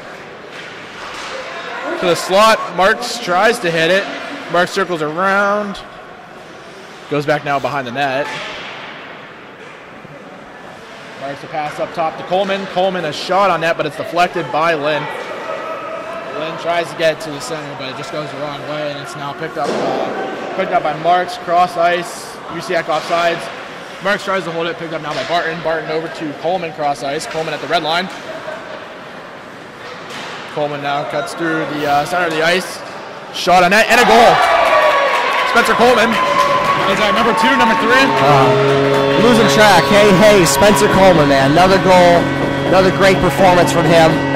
End to end, doing a great job. And so many great things on that play, protecting the puck, turning his back to the player, going through, dipsy dangling, and putting the puck right in the cage. And it's now 6-1 Eagles here with 18:35 left here in the third period. And that's the start you want. You want to come out and you want to establish, hey, you know what? We're not going to take our foot off the gas. We're going to make sure we're going to finish this game strong. Not going to give you a chance to come back in it. And that's exactly what the Eagles are doing. Rodriguez picks the puck, throws it to the center. It looks like it's deflected off some skates. Bischoff tries to go there, gets stepped up by what appeared to be Rodriguez. Off the boards, try to get to Kaufman by Pandolfo. Big hit by Bischoff. Bischoff really throwing his weight around this game. It's a nice thing to see. It's different. Bischoff really putting on the intensity here. Yenter tried to reach out there. Here comes Wilkins now for Lynn. Wilkins down the center of the ice, gets poke check now by Pandolfo, picked up now by Turner Kaufman. Kaufman skates around his own zone behind his own net. Here comes Kaufman up the side. Kaufman over to Yenser. Yenser tries to get his own, not very strong, but... Yeah, he ordered sauce on that pass, but he didn't get any. Picked up now by Newland. Newland circles around the net. He kind of loses it, looks back around, goes over to Pandolfo along the boards. No one there. Pandolfo cross ice over to Yenser, but Yenser ends up losing it. Wilkins now picks it up, tries to throw it around to Morgan. Morgan loses it, and he's just going to chip it off the glass and out over to Pandolfo. Pandolfo cross ice now over to Newland. Newland just a little above the red line. He's going to dump it in. It's going to be no icing. Morgan's going to pick it up behind his own net. Morgan throws it up the middle now to Chapman. Chapman's got a rush going the other way. Hansen had the opportunity to lay a hit there, but was able to play the puck more than the hit, which is definitely some clean hockey there by Justin Hansen. Yeah, it's a good Hansen idea. Looking, he's going to skate it now. Good idea by Hansen there. Hansen dumped it into the zone. Hansen just coming off of an injury. Oh. Not too long ago, about 3 weeks. Got hit against Tampa, I believe. Yeah, he got went into the glass. Glass shattered. It was a minor AC joint separation, but we're happy to have him back and on defense tonight. Quite lucky that it wasn't worse. And when a pane of glass shatters on you, it's talking a lot of things that can happen there. So we're lucky to have only minor injuries. Obviously, it'd be ideal if there were none, but Rill goes back around. Tries to dump it up to Silcox, but Silcox loses it. Goes over to Rodriguez. Rodriguez tries to hit it out, and it's a turnover now. Here comes Chapman. Chapman gets through. Silcox put a body on him, and it's just good enough. And it doesn't appear to be an icing. Morgan's going to pick it up, going to take it back behind the Lynn goaltender. Ben's going to go back at him, but he's going to throw back it around to Rodriguez. Eagles trying to pressure. Big turnover there by Silcox. Silcox over to Ben, and a shot, and it just goes wide. And that puck somehow goes out of play. Gotta say, aside from the Lynn goaltender to Terran, I think that Chapman has been their best player. He's been working hard. He's been making things happen. He's got the lone goal. He's been making nifty moves. He's been making passes, and it's he's definitely been a presence for Lynn on the ice. Now we were saying how Von Svoboda isn't here right now. Chapman's kind of been that step up for them. Yeah. Chapman, Morgan, Rodriguez, all trying to get Lynn another goal on the board. A shot there by Barton, and big save there by Terran. Yeah, but Terran's doing as best as he can for what he has in front of him. Absolutely, and it definitely hurts when your captain's out. It's a big plus. Being down from 8 to 7 makes a big difference as is. So it's definitely hurting them. And the thing is, you also got to realize there's 5 other players out there in front of the goaltender. Got to remember that though. Whenever someone tries to blame their goaltender for a loss. Yeah, you definitely got to, it's a team sport. That's why there's more than one guy out there. And here comes Coleman. Coleman down the right side. Shot saved by Terran. Picked up by Smith. Smith just kind of throws at the net now. Has behind the net. Pressured on by 2 Lynn players now just by Rodriguez. Terran had to be alert on that one.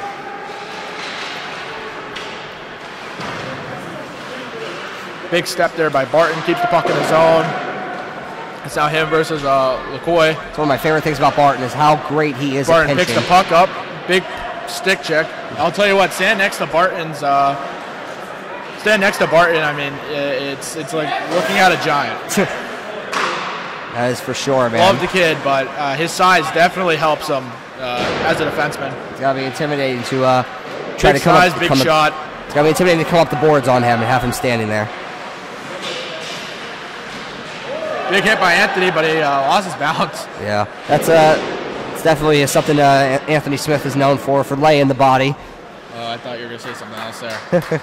Known for being an eccentric personality for Embry Riddle as well. He's definitely one of the a character guy. One of the most consistent players on the ice there. He knows his role. He knows what to do when he goes out there. And just on the bench, as being someone on the bench a lot, he's very vocal. He's very vocal on the bench. He's very supportive of his players. If he doesn't get the ice time he wants, he's out there supporting his players. But here comes Usiak. Tries to do a toe drag. Stopped by Morgan. Morgan tries to throw it out of his own. Newland saves it in there. Again, with Anthony Smith, you know, the big thing was that he's a hard-working guy. He's physical, and he never gives up, even when he's on the bench. You know, again, you know, he doesn't necessarily get all the shifts, but he's always hardworking. He's always willing to do what it takes. In front of the net, and he shows it right into the goalie's chest. Another fun fact, I guess, about Anthony Smith is he's the oldest player on the team. I believe he's 26. You know, coming in a bit older. A lot of the real kids kind of are kids. You know, ranging from 18 to 21. You know, you have a few stragglers over 22 or 23, but Smith's almost a decade older than some of the freshmen out here. So it's a refreshing change of pace. What also makes it better is that he is a veteran. Oh, that is absolutely true. Jennifer tries to get a shot there on net, but just misses it. Goes hard into the zone. Two Lynn players trying to press her. Here comes Marks, picks the puck up. Shot on net, just goes wide. Jen picks it up over to Usiak. Usiak circles around slowly up to Newland. Newland shot on net, deflection off of Chapman. Pandolfo dumps it back in the zone. Chapman's doing it all tonight, blocking shots, scoring goals. Morgan tries to get out of the zone. Pandolfo able to keep it in there as Panzo tried to deflect that out of the zone past Pandolfo. Pando versus Panzo. Here comes Usiak all by himself. Loses it though, and it's now back out to Newland on the red line. Newland dumps it into the zone for Morgan. Morgan's now going to be pressured by Ryan Marks. McCoy picks it up. Tried to get it over to Rodriguez with a chip pass, but it doesn't work. Marks now has the puck behind the Lynn University net. Looks up, banks it off the boards over to Pandolfo. Pandolfo back down to Marks. Marks circles around. Round one, around two. Now trying to get around three over to Usiak. Usiak now going to curl down there about hash marks. Up to Newland. Newland throws a pass over to Pandolfo. Pandolfo will chip it back down in the zone, but for Bischoff. Bischoff gets down there. He's pressured now by Morgan. Marks picks it up there, and it looks like there's going to be a penalty there on Morgan, and looks like Bischoff's also going to go. Bischoff's been hot in the action tonight, man. As he takes a push at Morgan, and then Taryn gets involved. A lot of action going on with just about 10:53 remaining in the period. Now, I don't know why Bischoff is the only one going there, because Morgan also had a part in that, and then Taryn coming in pretty late there. I think there should be 2 penalties there on Lynn as well as Bischoff going to the box. I am quite surprised. I mean, definitely, I'd have to agree with you, definitely at least one penalty needs to be called on Lynn. I mean, it's Bischoff's not the kind of guy who would just go in there sparring unintentionally. It looks like he's getting a 4-minute minor, it appears. Wow. So it's a double minor against Bischoff. Something we didn't also notice is that it is now currently running clock. It is running clock. It's kind of surprising. Which is nice, because now Bischoff's penalty is currently running while we sit here and try to figure out why he was put in the penalty box to begin with. Yeah, currently having a pretty long meeting here. I don't know what the Lynn coach is arguing over. Yeah, trying to get an explanation for. Training his penalty, his power play. As half a minute has already ticked off it. 9:56 remaining and counting. Something I just saw the Lynn coach signal to his players is to settle it down. Settle the play down. Don't try to rush it. Work with the time you have. 3 minutes or 3 full minutes here. By the time we get this going, there'll be probably 3 minutes left here on this power play. It'll be ultimately a 3-minute power play here. Yeah. Kaufman picks the puck up. Moves around the corner, but he loses it. Yeah, could go through 3 guys. Picks it up now. Rodriguez now enters the zone. Loses it. Hansen with the big defensive play. Nice bank pass over to Kaufman, 1-on-1 against Morgan. And a big play there by Morgan with his feet there over to Russo. Russo tries to pass it to Rodriguez, but it just goes wide. No ice there as Hansen's going to pick it up, and he should pretty much just ice this here. And up he does. The wall, and it goes right down to the other end of the ice, and Morgan's going to pick it up going behind the Lynn net, looking for an open player. Cross ice pass there over to Panto. It's offsides. But a good play there by Yenzer to realize that. And here comes Morgan now. Morgan's definitely one of their better players as well. Gets pushed into the boards there. Hansen, big hit there by Hansen. Big block now by Turner Kaufman. Shot. Oh. Wow, that just goes wide, and another save by Bobby Elisha. That puck, I think, hit off of Russo's glove there. It looks like it hit the post of the crossbar there. Bobby will be thanking that after the game. Comes Panzo now back around over to Morgan. Morgan a shot and a big block by Yenzer, but it goes back down to Rodriguez. Rodriguez a backhand. Shot saved. Rebound there by Elisha.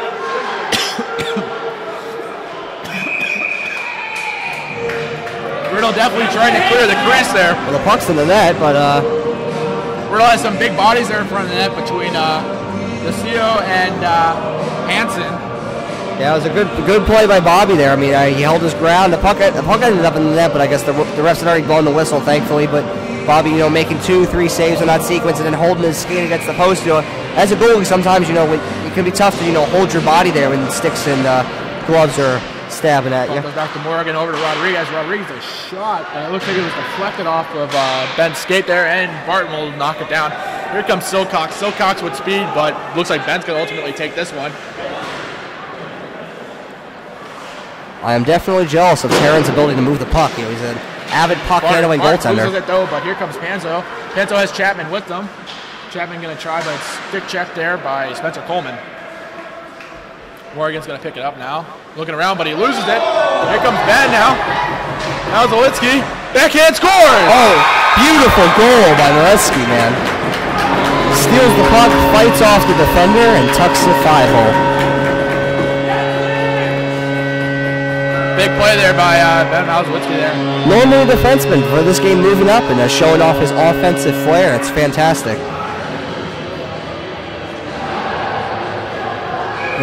From the Toledo Cherokees, actually. Yeah, the sophomore at Riddle, actually. This is his freshman on the hockey team. He was here last year. Didn't really know much about the hockey team. Found out, but unfortunately he had left his equipment back north at home. Big hit there by Spencer Coleman on Panzo. Power play is over, and that'll be nice. Panzo's going to be feeling that bruise on the drive home. Big hit there by Spencer Coleman. And Spencer just showing how he does it all. Spencer known for his time in junior hockey, also out of Shattuck St. Mary's. That was quite remarkable. He did a bit of time there. He did a stint, and then he ended up doing, I believe, juniors in Manitoba, if I'm not mistaken, for a bit in the MJHL. Manitoba Junior Hockey League. Making his presence known up there in blistering Manitoba, and then coming to the sunny Portage sunny Terriers, skies. making them proud here. Here comes Spencer Coleman now, over to blue line. In the zone, over to Silcox. Silcox can't get anything on it, though.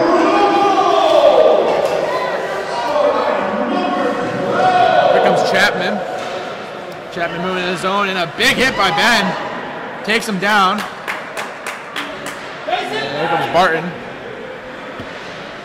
Barton now moving through the neutral zone. Over the blue line. Barton now goes behind the Lynn net. Looking around, back now up to the blue line.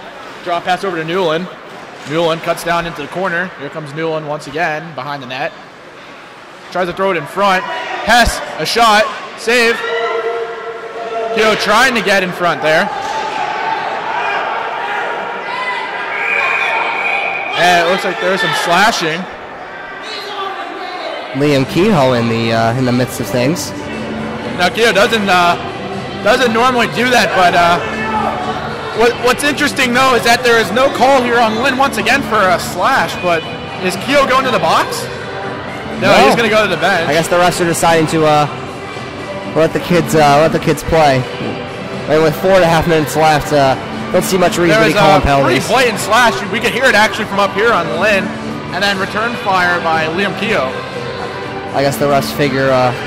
So let the game run, let the game... Clock's going to continue to run here, 4:15 left here in the third period. Let the guys go. Riddle up 7-1. Face off now with Hess and Chapman. Shot on net and a save by Taryn. Anthony Smith doing a good job crashing the net there, looking for the rebound. Certainly hungry out there. Some big bodies out there with Smith. Has to take the draw. Hess takes the draw. Pandolfo keeps it in. He's pressured now by Wilkins. Puck goes around the corner. Riddle going to pressure on it now. Hess picks it up. Hess moving around, but can't hold on to it as it's picked up by Rodriguez in front of the Lynn net. McCoy going to go over and try to pick it up now.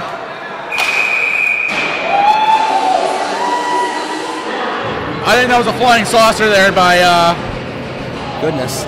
by Andrew Newland there. Big. I mean, he's definitely known for his slap shot in practice, and he's definitely presenting it here. That's a great slap shot. It's hit me many a times in places with less than desirable padding. Certainly feel it. And I'm sure the glass felt it on that play. It looks like Riddle's actually going to take a penalty here. Quite surprised that they're calling that, but with 2:50 left, we'll see it. Hopefully the last penalty of the game. 2:45 left here in the third period. Riddle up 7-1. Ryan Mark's going to take the draw against LaCoy. Rodriguez moves around, shot, and a save by Bobby Elisha, and it'll go up into the catch net. Great save by Bobby there. Came out, challenged the shooter, and deflected that right into the mesh. Riddle going to pick the puck up again, and it'll be dumped down there by Pandolfo. Usiak going to pick it up now. Looking around, he has Marks right behind him, and he's still circling. Usiak now going to come all the way back, and he looks like he's just going to kill time here. Quite surprised. He had a lot of room to come in and take the shot, but I guess he's coming in now. Picking up speed, comes in, shot net. Oh, just goes wide. Thought that one went in. Yeah, and saw the net move. Everyone gets excited. Wilkins going to pick that up now.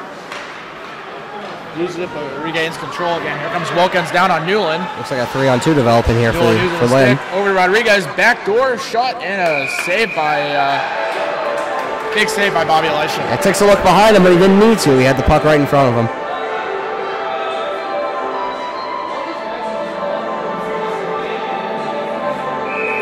With only about 90 seconds remaining in the game, I think this could be the last face-off. Great block by Usiak there. And here comes Marks. Minute 20 left here. He's just going to take his time here, cut to the zone. Here comes Marks on the right-hand side. Nice little cut move.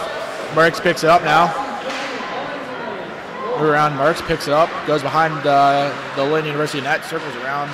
Goes up to Hansen. Hansen a shot. Usiak tried to get a deflection there and just didn't work. Didn't get anything on there. Usiak now picks the puck up again. Toe drag before getting hit there by Rodriguez. Marks picks up, tries to throw it to middle, but here comes Rodriguez now for Lynn. Rodriguez goes through center ice. Shot net, just goes wide.